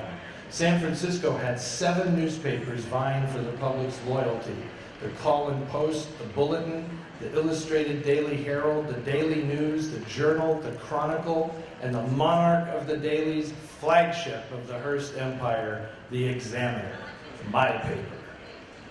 When I got back to the sports department, there was a stocky guy in a well-traveled Mackinac standing by my desk. He clutched a cane in his left hand made of mahogany or cherry wood or some rich exotic thing. On closer inspection, it had an ornate metal dragon's head for a handle made of polished bronze. He was nudging stuff around on a desktop as though his free hand was doing it independently and he merely happened to glance down. Up close, the Irish practically oozed from him, a square ruddy face starting to go florid and a cropped bristle of white hair. He was maybe 45, and they'd been rough and tumble years. Ah, Mr. Nichols, Francis O'Connor, detective of the SFPD. Might you have a few minutes you could spare? A few? What's on your mind? Now, that's a hell of a nice item, he said, pointing to an autographed photo of Gene Tunney mired in the paper tumult. I'm looking into the whereabouts of a local gentleman, Tommaso Gigliardi. Know him? Sure, yeah, Gigliardi. Dropped the Tommaso way back, like fighters do. What do you mean? Can I sit here? Go ahead. Lots of fighters change their names. Take Willie Ritchie. His right name is Gerhard Steffen. Jewish fighters, they all want Irish names. No fooling. Such as, well, Mushy Callahan's a Jew. The hell you say? Mushy's as Irish as me Aunt Bridget. No, his right name's Morris Shear. Oakland Jimmy Duffy, that'd be Jaime Gold. Jackie Fields, that's Jacob Finkelstein. How do you like that? Anyways, seems Liardi hadn't been seen for a week or so. Fella from his work, a roofing company, told us that he'd not been in for several days. When I was reading your column the other day, which I might add is a ritual more important than communion, it said that you'd heard something about his maybe being in LA. If you know more, it surely would help us out. He studied a scrap of paper he pulled from his pocket. A Mr. Rankator at A1 Roofing wants to find out where his foreman is. Well, I wish I could help, but LA is all I heard. And where'd you hear that, if you recall? Somebody just mentioned it in passing, just making conversation, you know. Can't remember who or where it might have been. On the phone, just part of the Daily Mill. No more detail, any notes. I slid open a desk drawer and let him take a good long look at the tangle of clippings, notebooks, promo sheets, photos, pencils, pens, letters, magazines, months of grist. Filing isn't my strong suit, Officer O'Connor. That'd be detective. But call me Francis, if you please. He sat back in the chair and propped the walking stick up between his legs, folding his hands across the top. A finger stroked the dragon's head that curved out from the handle, and a long tongue flicked from between its bared fangs. Can you remember exactly how it was mentioned? That might help trigger something. It was quick, you know, a few words. I was talking to somebody about local fighters who might pull some good purses down here, and Hack Escalante's name came up, and whoever it was said they'd heard that Gig was scouting down south, trying to put something together. It was fast, just like, I heard Gig's down here prowling or something like that. Now, don't think I'm trying to suggest that I have any idea how a professional sports writer of your caliber does his job, but isn't it usual practice to attribute a name to such information? Well, in the course of a day, I'll talk to maybe 30 or 40 people. Sometimes I'm looking to get specific info on something I know I'm going to write. A lot of times it's just chat, you know, circulating, stirring it up. At the end of the day, if the deadline's coming and I need to fill out a column, I'll pop an item in there from something I remember during the day. That's what happened. O'Connor reached into an inside breast pocket and withdrew a folded piece of newspaper, unwrapping it deftly with one hand. My column. He scanned the bottom. So that would be the grapevine you referred to here, just the stuff that floats around and then you snatch it and just jot something down. Exactly, that's a good way of putting it. I apologize if I seemed a little thorny there. I should have known that you hear so much in the ramble it'd be hard to put a name to every last remark. Oh, that's okay. Would you mind terribly letting me know just the same if you hear anything more about Liardi? If someone you're talking to, look, I'll get all the details, not to worry. If I'd known it was important. Do you know Liardi well? Well enough. It seems he didn't have any family around here. What can you tell me about him? Wasn't he a pretty fair fighter years ago? Well, he fought Tony Canzoneri for the lightweight crown. Grew up in North Beach. His father ran a barber shop, maybe the numbers. Seems he always had a chip on his shoulder, always playing the angles and holding grudges. Smart guy, in a cunning kind of way. I guess that's why he thought he'd be a good manager. In the ring, he was fast, really fast. And he liked embarrassing guys with, what did I always call it? His guile. I had to chuckle thinking back. You know, Gig hated it whenever we called him clever in print. He told me once, and suddenly I was impersonating Gig, his unique throaty whine and that index finger jabbing the air. Clever means you never get hit too hard, but you never knock nobody out. You can keep clever. Clever is the guy they use to test the next champ. Christ, I must have heard him say that 100 times, and he was right. What about his fighter, Escalante? Is he Liardi's only boy?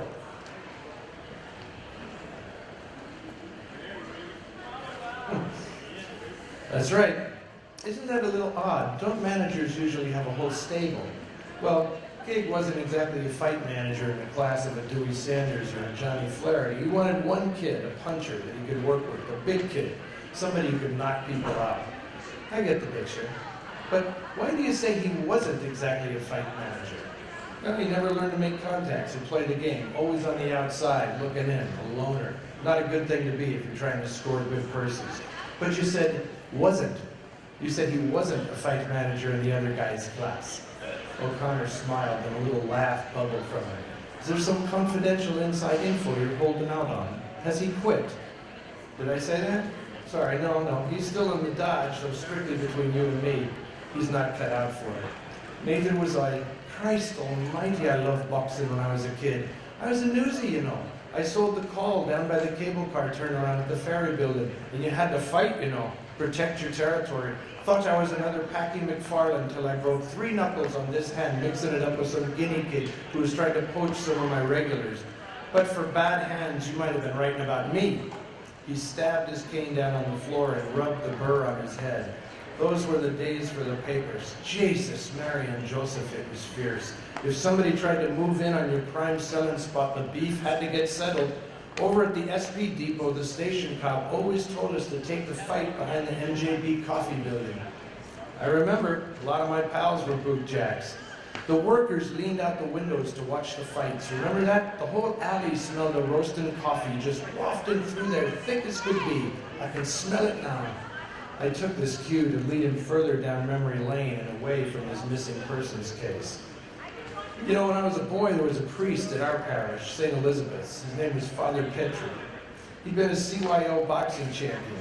He used to give lessons to all the neighborhood kids after school, but the Monsignor over there, Brennan, he didn't think this fit with the church's image. So one day he interrupted one of Father Petrie's lessons and said, Jesus told us to turn the other cheek. And Father Petrie, not missing a beat, said, well, Jesus didn't sell papers for a living. O'Connor slammed the cane down again and shook his head side to side.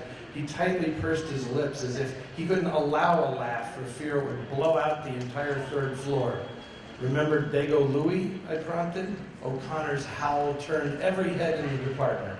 The Chronicle had a circulation boss named Dago Louie, who in a legendary attempt to ruin the credibility of the rival journal, walked into its composing room late one night and overturned all the forms for the morning edition. Such inspired tactics got the Dago shot and killed in the basement of the Chronicle some years later. Nobody ever got pinched for doing the Dago either, O'Connor laughed. A big hollow rumble in his throat. God damn if selling papers wasn't a serious fucking business. Safer to be a cop, huh? Unlike the Ring, we get to introduce foreign objects legally, he cracked and pulled open his overcoat and jacket to reveal the butt of a revolver holstered next to his heart. He stood up, barely leaning on the stick. It looked to be more for show than support. That's one hell of a cane, I noted. Where'd you come by it? I used to be with Jack Mannion's Chinatown squad, and I knew I was getting a well-honed tale. You'll remember that we settled a lot of hash in the 20s trying to clean the tongs out of Chinatown. I got my rather unique walk courtesy of a highbinder with bad aim. Had me dead to rights in the hallway of a hotel on Stockton Street, but only hit me once in the hip. Fell down 3 flights of stairs and was thankful for it. We figured he was hired by a tong running some of the pie gow and fantan we were busting up. Crazy to shoot a cop. They probably sliced him into the soup for bringing down the wrath of the fucking Irish. I got this later, he twirled the walking stick, from some mates on the squad. They told me it belonged to the boss Tom, and I choose to believe them. Well, at least you've earned safer duty now. Oh, we still get our share of shit in homicide, believe me. I tried stacking papers and tidying things for a few long seconds. And why would homicide be involved in this Liardi thing? O'Connor gave me the deluxe smile, just brimming with that Irish brand of the world that I could care merriment. No damn reasons, how? Just an excuse to come and shoot the shit with you. I've been reading your column every day for years. This might have been my only chance at a private audience. Been a pleasure. We should do it again sometime. In lieu of a handshake, he tapped his stick on the side of my desk twice, turned, and weaved his unique walk through the maze of desks. Okay, now, I'm jumping ahead just a bit. From later in the story, things have developed. As you might tell, there's a little suspicion cast on our protagonist in this about his involvement in the disappearance of one Gigliardi. Later in the novel, he is given an unopened letter by Francis O'Connor that he just puts in his pocket and doesn't open in front of the cop until after he is going home from a fight night in Oakland, and they're on the ferry coming back to San Francisco.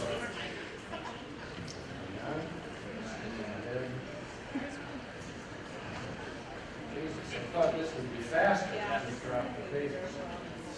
Okay. At 1:45, the ferry churned through rough waters, heading back to the city. A hearty contingent of fight fans congregated on the forward deck, tight clusters of hats and overcoats, tobacco smoke and steaming breath yanked away on the wind. The bay was bracing these sated boys for the trudge home to sleeping families or empty rooms. Flasks went hand to hand, fortification for either destination. Beyond them jutted a sliver of land that was my town. Lights glistened in the swells and valleys, from Butchertown to Twin Peaks, from Nob Hill to North Beach. Land's End, west beyond the gate, was endless ocean. It seemed like the 7-mile stretch of city floating between the black dome of sky and the blacker bay below was hanging onto the edge of the world. We steamed past one of the huge towers of the Bay Bridge. The massive roadway drifted above for a few seconds, cutting the moonlight. Then we reemerged halfway home. Alone against a starboard railing, I watched the red neon Port of San Francisco sign rise and dip with the rhythm of the waves. I moved away from the boys. 6 bouts, 29 rounds, 12 pages of notes, and several dozen schmoozes had to start boiling down into 10-column inches. But the brewing wouldn't be smooth tonight. Every second I'd been aware of the envelope in my pocket. It wasn't until we crossed under the bridge, back in my hometown's gravitational pull, that I decided to play O'Connor's gambit. Beneath a glowing deck lamp, I opened the envelope and removed 2 thin pages. It was stationery copped from the Hotel Rex in Manhattan, a memento of our aborted Eastern campaign more than 2 years ago. Before I even started reading, I sensed the knotted up anger in the way Gig's cribbed scrawl bit into the paper. The barely contained scratchings brought him back strong. A shiver shot through me, and I bristled as if he was right on the deck in the circuit, as always. Dear Mr. Boxing, I've been trying to figure out how we came out of New York without 2 nickels to rub together. A lot of it is your fault. I spent months building Hack up about a break in New York, getting him on the way to big money. I would repeat over and over what you told me from the Bosnich fight on. Nothing new to you. People believe everything you tell them. Your big build-up had me and Hack believing we could get Jacobs to bite on a decent deal. So what happened? How come we come back to town with our tails between our legs while stiffs like Bayshore and Lesnovich get walkovers that put them in line for a shot? I'll tell you why. You are not the big man they all think you are. You didn't carry weight with Big Mike or none of the boys back there. You may be king shit on Market Street, but outside San Francisco, you don't turn the tip. How'd you get the juice in the first place? Who did you ever fight? How come you make out better than any of us and you never took one punch? How come I scraped like a bastard for more than 20 years and I got nothing to show for it?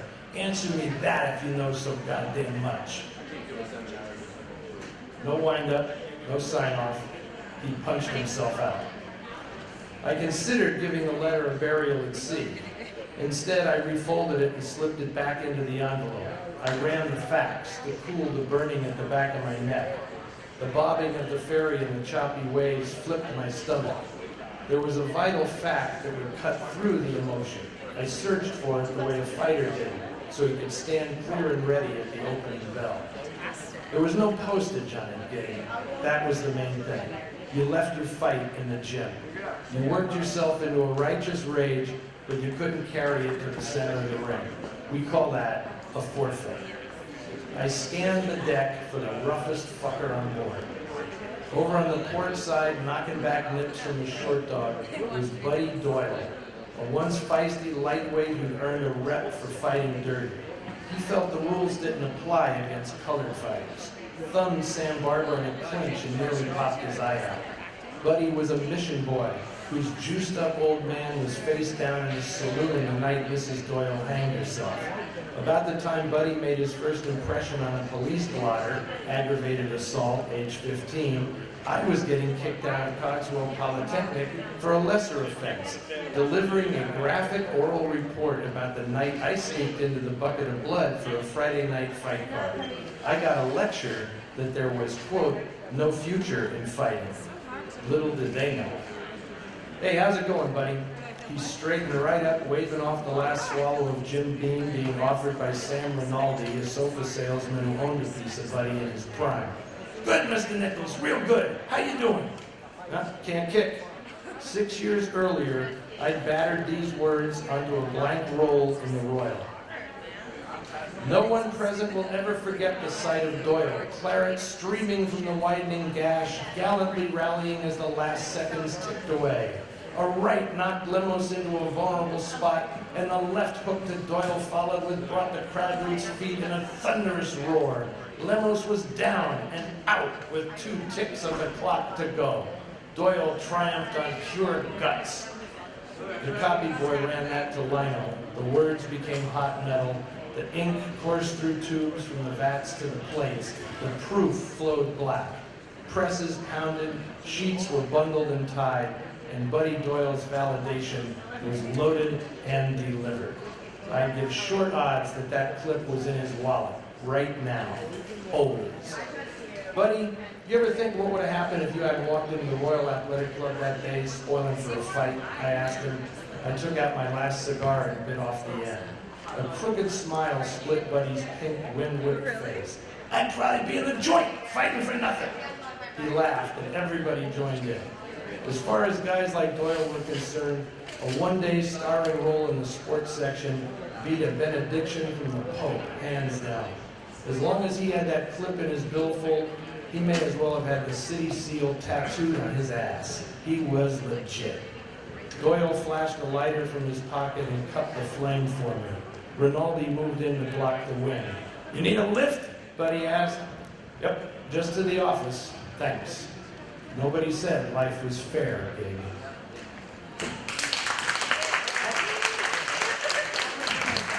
That was great, Eddie. Thank you so much. Yeah. It's 4 o'clock. I'm supposed to be starting. We're changing art now. We're on time. Thank you very much. Eddie Muller, one more time. Man, I love that story, Eddie. I have one.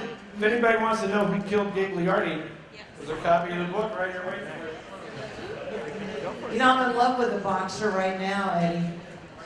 Yeah, a female boxer. She was she's not a boxer right now. She was a boxer. She was going for the gold. She doesn't know I love her. She's my Facebook friend. But don't get into any arguments. Stella loves my lectures. Thank you very. This is Stella, who's really running everything.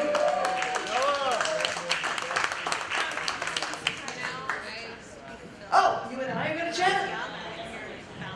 Sure, let's you and me chat. Oh, you know what? Stella, that woman over there picked up all the debris, it's like there was I don't know who she. Thanks, Eddie. And so that book is gonna go to. Yes, and it's called The Distance, right? The Distance by Eddie Muller. Yay! Oh, this is great. This is magic. Yeah, so she picked up all this trash that was over there, and she said, "Oh, you know, people come to this free event here, and then they litter. Did you know that people actually pee here, though?" This is the only safe space in the museum right now. We're very safe in here, everyone. Very safe. Yeah, there is there's still people online for the clock, but then otherwise they're just like making out and getting drunk and what? Party monsters. Party monsters. We're getting ready for an amazing filmmaker who's part of SFMOMA's grandeur and history and future. So, as you see, and I thought that wasn't that a screen? This is old school. Oh, okay. Oh, is that like 16 millimeter? We'll be actually running a projector right behind you. Oh, look at that. Look at that. See, look at that. There's a projector right there. You don't get to see those very often. It's not like your iPods. It's a real projector. It's going to make noises and clicks and all that. Will there be clocks in it? I don't want to see anything unless I know what time it is. Only one. Only one? Okay. Is it on my Run and Pee app? Oh my gosh. Never mind. I forget where we are. You know, Stella, what? So how long have you been awake? I've been awake since 10 o'clock this morning, which is not so bad. I took a 20-minute nap. I have a room at the W. It's very nice. Fuck you, Stella. Fuck you. I've been awake since 11:30. I took an Ambien and a half. I have worked more than 14 hours every day this week. It's too late. You're at the W and you're part of the 1%. So, yeah. It's really nice there. There's a little pink Buddha in my room, and it glows. At the W? Oh my God, they're like so disrespecting. I mean, that's not really, okay, whatever. The W Hotel, I wish I could stay there. I like my tenement. Frank Stauffacher is, this is Frankfucker? No, Frank Stauffacher. I'm so sorry. I hate when people do that to my name. You haven't done that yet. No, because, oh, you can't believe, wait a minute, you're criticizing me? I mean, I give to the art community, do I not, ladies and gentlemen, do I not? And then I miss one obvious joke. But he's very cool. He started the film program at SFMOMA in 1946. Oh God, I gotta fart right now. Is that okay? Somebody pee. I think it's... I did. I already farted. Yay! Nobody's done that. Okay, sorry. History, because I'm an art historian because I work at a museum. I'm a gay historian. I like it. He ran the film program at SFMOMA and he died when he was 34, so if you are... Oh, he's dead? Woo! Party! Yeah. And so if you're ever feeling like you're not doing enough, he started a film program at a museum and then ran it for a bunch of years. Then he died, so what good is that? Well, the films are really amazing. Actually, the film we wanted to show tonight is this film called Sausalito, which is basically a boat that runs across the bay through Sausalito. And it's really beautiful. And we've shown it at the museum maybe 14 times since I've been here for 5 years. I've seen every one. Yeah. And we couldn't find that for tonight, but we're going to show his other film, Notes on the Port of St. Francis, which as a native San Franciscan, we love San Francisco. We talk about it all the time, so we're going to watch it. So. Are you native San Franciscan? I am. Oh my God. I told you. A native San Franciscan, ladies and gentlemen. Do we want her? We all want her, don't we? Just to kind of cross that off the list, right? No, I don't. All right, so without further ado. Wait, this is going to be narrated by someone. Oh my God! It's narrated by Vincent Price, also dead. Also dead. Yeah, oh my God, I love his hair. And it's based on a poem by Robert Louis Stevenson, dead. This is fantastic. This is a seance. Let's do it. Ladies and gentlemen, it's a seance. Hold on to your can. We're going to do it right now.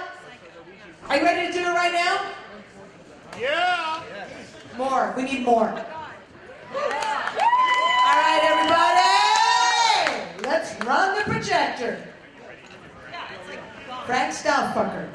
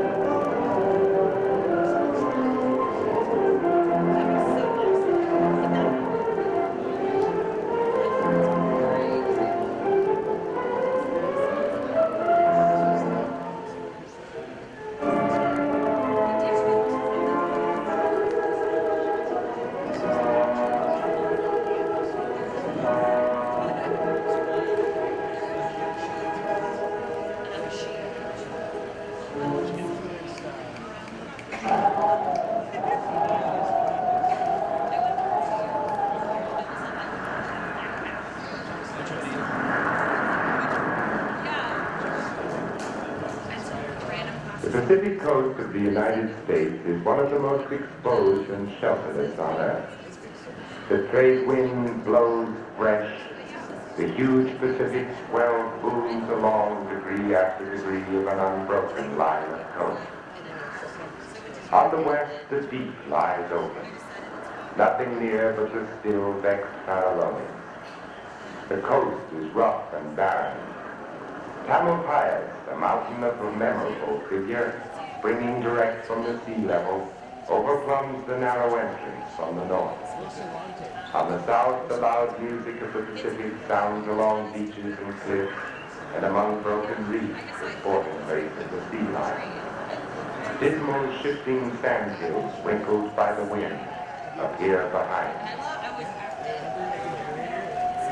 Within the memory of persons not yet old, a mariner might have steered into these narrows, not yet the Golden Gate, opened out the surface of the bay, here girt with hills, there lying broad to the horizon, and beheld a scene as empty of the presence, as pure from the handiworks of man, as in the days of Drake.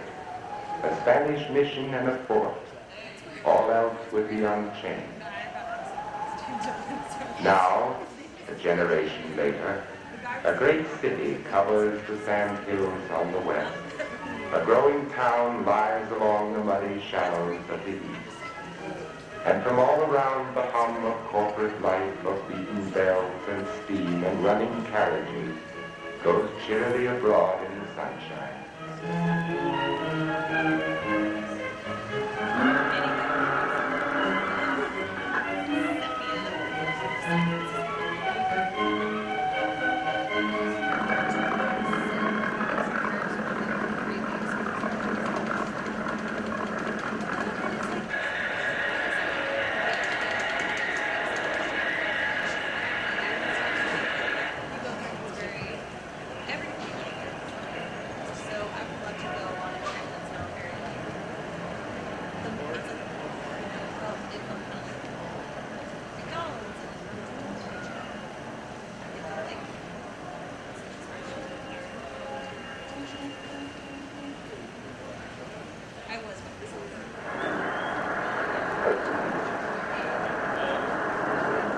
The air is fresh and salt, as if you were at sea. The seaward hill after hill is crowned with the palaces of San Francisco. Its long streets lie in regular bars of darkness, east and west, across the sparkling picture.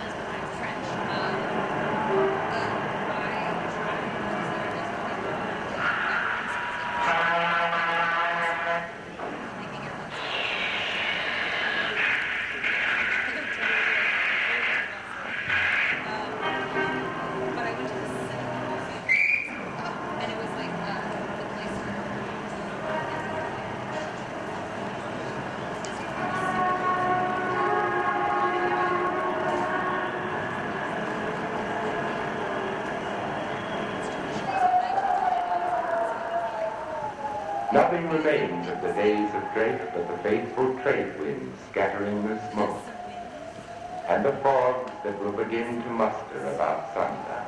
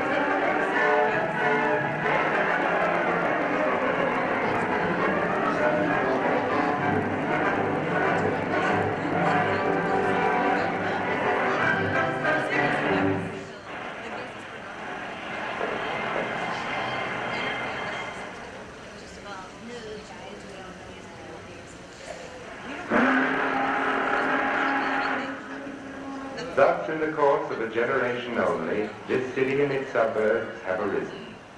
In this busy, moving generation, we have all known cities to cover our boyish playgrounds. We have all started for a country walk and stumbled on a new suburb. But I wonder what enchantment of the Arabian Nights can have equaled this evocation of a roaring city in the few years of a man's life from the marshes and the glowing sand.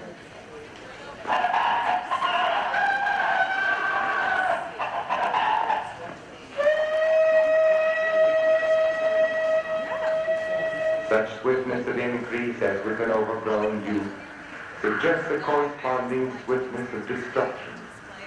The sandy peninsula of San Francisco, mirroring itself on one side in the bay, beaten on the other by the surge of the Pacific, and shaken to the heart by frequent earthquakes, seems in itself no very durable foundation.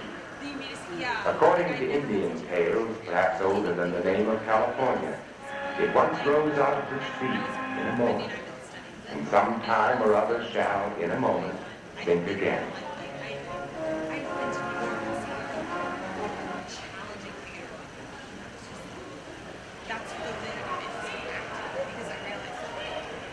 Next, perhaps, in order of strangeness to the speed of its appearance, is the mingling of races that combine to people it. Here are the airs of Marseille and of Peking. The shops along the streets are like the consulates of different nations. The passers-by vary in feature like the slides of a magic lamp.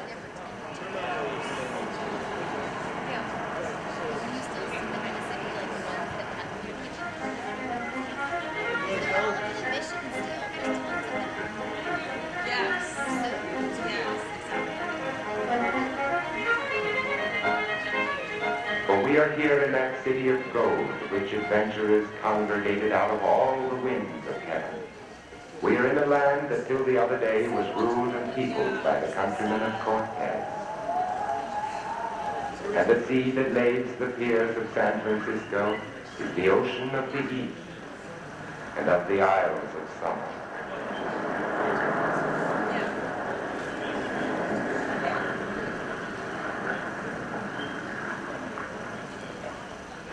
For every man, for every race and nation, that city is a foreign city, humming with foreign tongues and customs.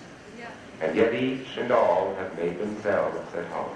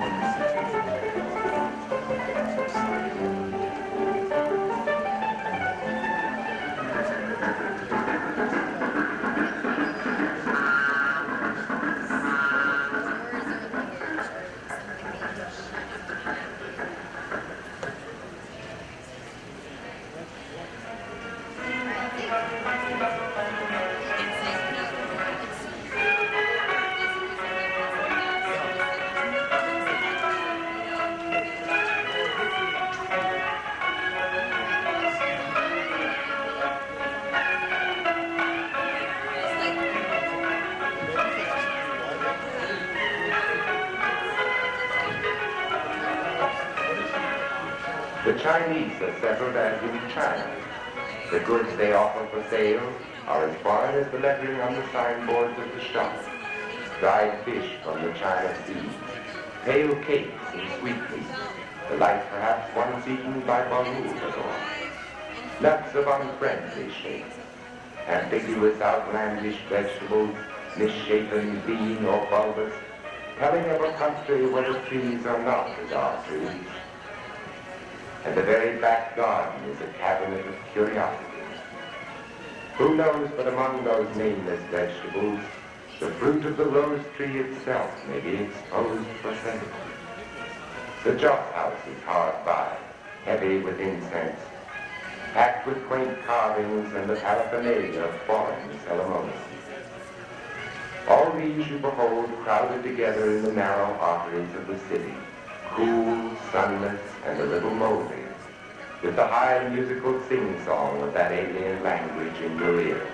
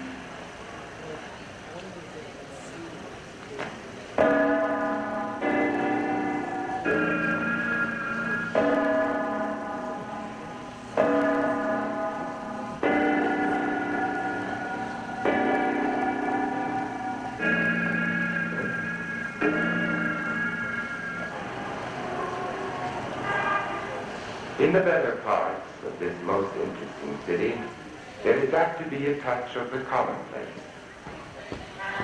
There is many a dingy corner, many a young antiquity, many a terrain bathed with the stamp of quaintness that a city lover seeks and dwells on. And the indefinite prolongation of its streets up hill and down dale makes San Francisco a place apart.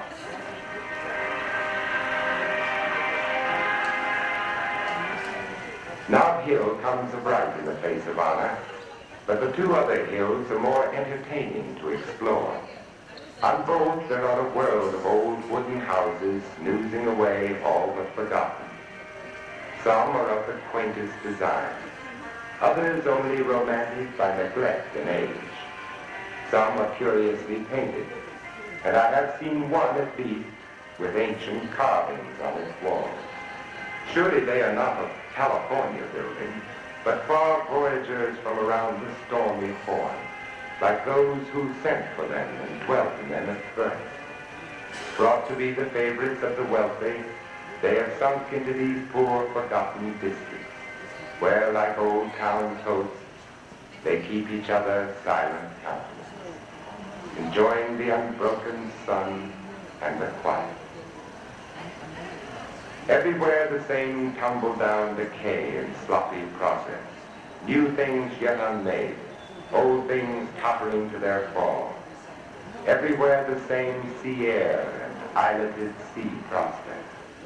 Everywhere a trenchant pattern of gloom and glare. And what with the crisp illumination, the sea air singing in your ears, the chill and glitter, the changing aspects of both things and people, one brief impression follows another, and the city leaves no general and stable picture, but a confusion of airy and incongruous images.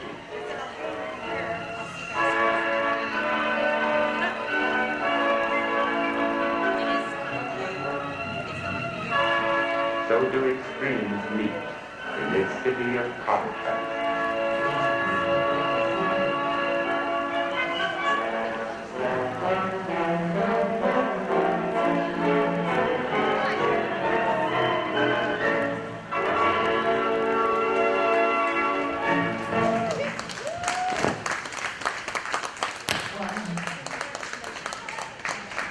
That was so amazing. Right? That was fucking amazing. Oh yeah, whoa, that's bright. Ooh. Let's see it again. You want to watch it again? We have another great film coming up. And then, guess what?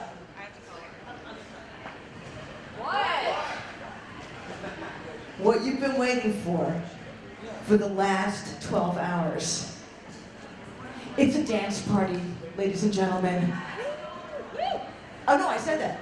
Oh, Stella. Stella has such a crush on you. I mean, there's only 5 of us here. Isn't she, who? Yeah, sorry. He just sort of showed up and very emotional. It's like 2014. Close.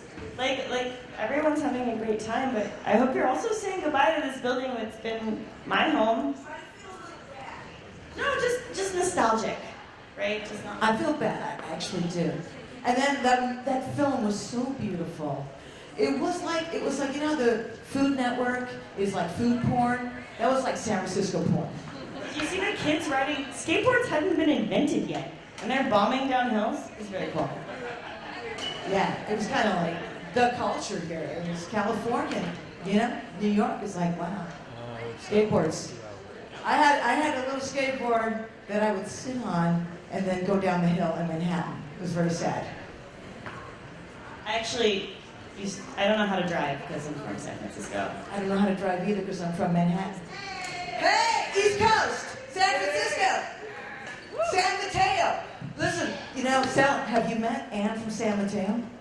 She's been here for about 18 hours. Anne from San Mateo. Now, she showed up at 10 p.m. on Saturday night. It is now, for clock fans, 4:30 a.m.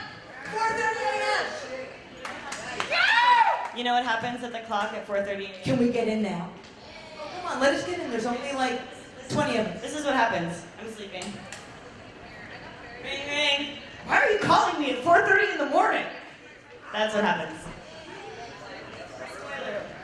Okay, so, well, that's great. So, because this is the place to be, because we have another great film coming up.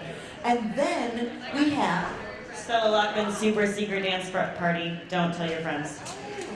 It's going to be a dance party, and I guess we have a great sound system for a dance party. And then this film now. So this film, Stella, you were so great on the last film. You want to do this one? And this is also my last. Is this my last? Oh no, then I'm after the dance party.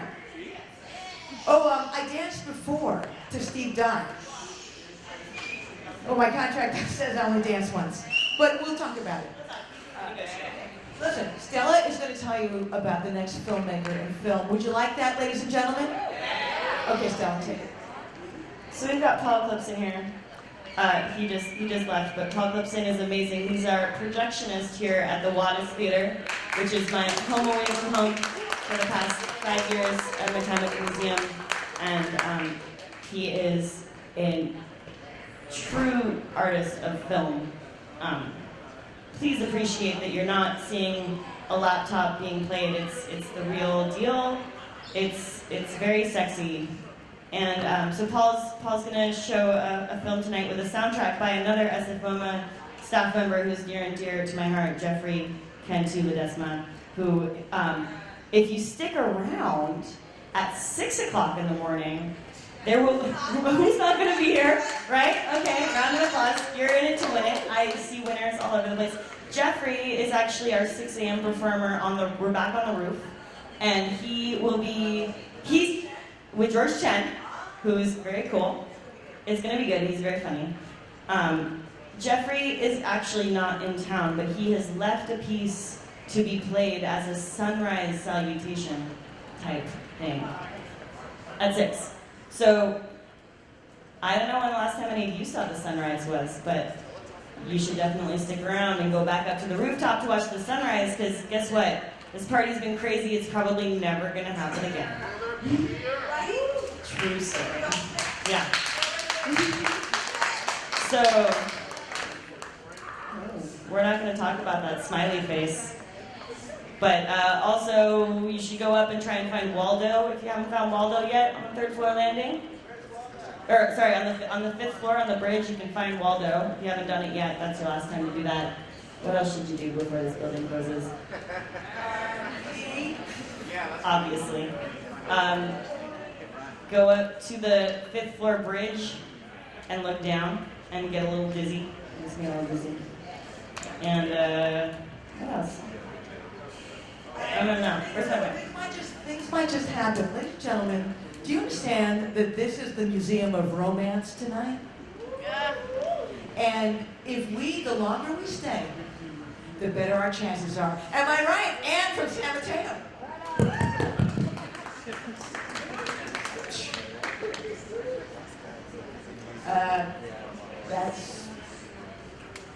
They are sleepy, but you know what? It's okay. You can be a little sleepy. They're smiling. You know, they're having happy dreams. You know what, folks? Hey, guess what? It's okay with us if you take a little nap. You just have to be up for sunrise. And this film.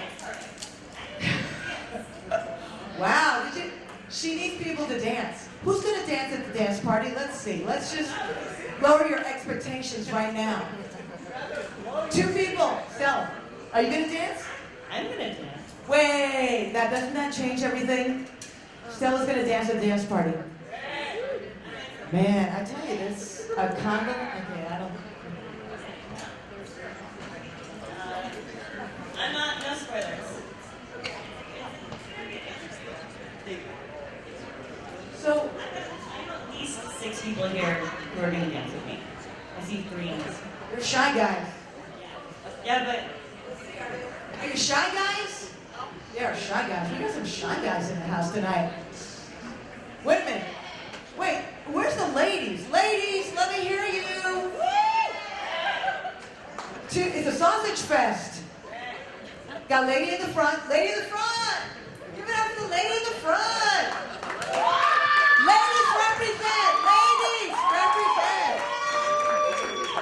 So ladies uncomfortable right now, but hey, what about the film? Oh, still working on it. So ladies and gentlemen, always realize that it's not that we just want to yak and yak on the mic. But, you know, as soon as the film is ready, yeah. So Stella, take it. Can I tell you guys how I hugged a column the other day in the museum? That's how much I'm gonna miss it. It's, yeah, up on the rooftop, I had a couple drinks, but I was very emotional, and I hugged one of the columns. It's Cody. He's cool. Yeah. Everybody, Cody, are you just getting here? Oh, we've been here for 2 hours. Okay, Cody, you've been here for 2 hours. First time you got to the best room in the house. Did you go to the clock? Where's the clock? What hours did you see the clock? Yeah, Cody, come on. Cody, everybody, love. Thank you. I saw it at 12:20 a.m. to 1:40 a.m. and then I also saw it at 2. Well, yeah, and then I saw it at 2:20 p.m. to 4 p.m. I saw 30 minutes. I saw the last 30 minutes. You know what's weird about the clock? And I don't know how many of you have gone, but it's pretty awesome. I mean, this guy, how long did he work on that film? 3 years. 3 years. How many interns, and was he in a relationship? That's what I wonder, because he did so much, so much work. I mean, hours and hours it had to be. But when you see the clock, it's like, it's however long museums open. Sometimes it's 8 hours, sometimes it's 24 hours. But every time it's 4:30 or 5, or every half hour, an hour, people just get up. Like, why? You know what I'm saying? No? Is that stupid? I got high outside. Does that show? I thought it was a really salient point. Is that a word? I think it's the first time I've ever used salient in a sentence. My intelligence quota has grown from these 6 hours here. So Cody, if you weren't at the clock, where were you? I was roaming around people watching mostly because there are a lot of crazy people who are here right now. And they're amazing. All of the people who are here right now are amazing. They're amazing. All their style, their individuality is just mind-blowing. I used to think that San Francisco was just getting like hodgepodge and very like homogenized, and all of the people who are here now in the last 3 hours are just blowing me away. You know that that wonderful being upstairs, and he or she or he has like this costume, and it's got banana or B-A-N-A-N on it. You know what I'm talking about? That purple thing. Not the Obama guy. Oh, there's a guy that I saw. I see him around the neighborhood that I live in the Mission. There's a guy who roller skates. He rollerblades around the neighborhood in a shiny one-piece outfit. It was one piece, and the thing is, it says Obama, but the O is his neck piece, so you don't really see it at first. It says O-B-A-M-A. That guy was here on foot earlier in that outfit. Yeah, that's the guy you're talking about. That guy, I don't know what to think about that guy. Yeah, I thought it was banana. Yeah, and I was like, well, what's banana about that? But it was a purple onesie, right? Anybody see that guy? Super happy. That guy was awesome. Is he still up there? I saw him on the 4th floor. I don't know if he's still there, but if you ever see him around town, he's either wearing that or he's wearing his Occupy outfit, which is silver and black, and says O around his neck and then Occupy down his shirt. Oh, okay. Well, you know, it all sounds very legible to me. We're waiting for, again, and I think this was worth talking about, but we're still waiting for the film to be processed. And you know, after noon, this building is going to be, no one's going to be able to go in it. And for 3 years, we won't have this space. And it's a pretty, it's a wonderful, cool space. And they present a lot of great filmmakers. And then the ladies come in. Oh, yeah. Alex, where are you?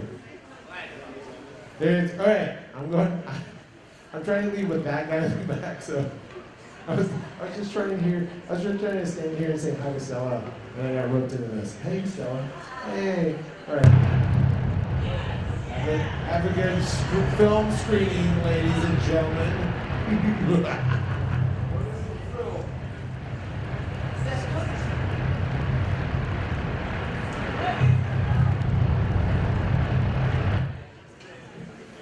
Awesome. Was that not awesome? You know, it's all a process, and that just in itself, no one will ever see it again like that. And just, oh, and now, so here's Paul Clipson's film. No, I'm wrong. Am I right? Well, who's Jeffrey? Okay. The music by Jeffrey.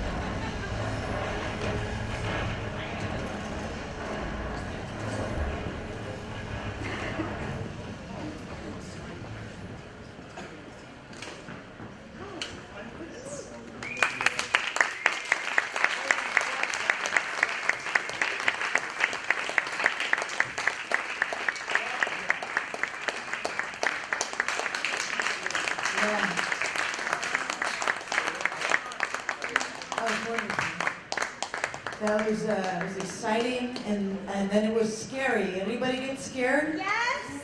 Those eyeballs, right? The eyeballs in that guy's head. The window was scary. Which one was scary? The window with the hands. That was scary. Yeah, it kind of had that scary part. That was great.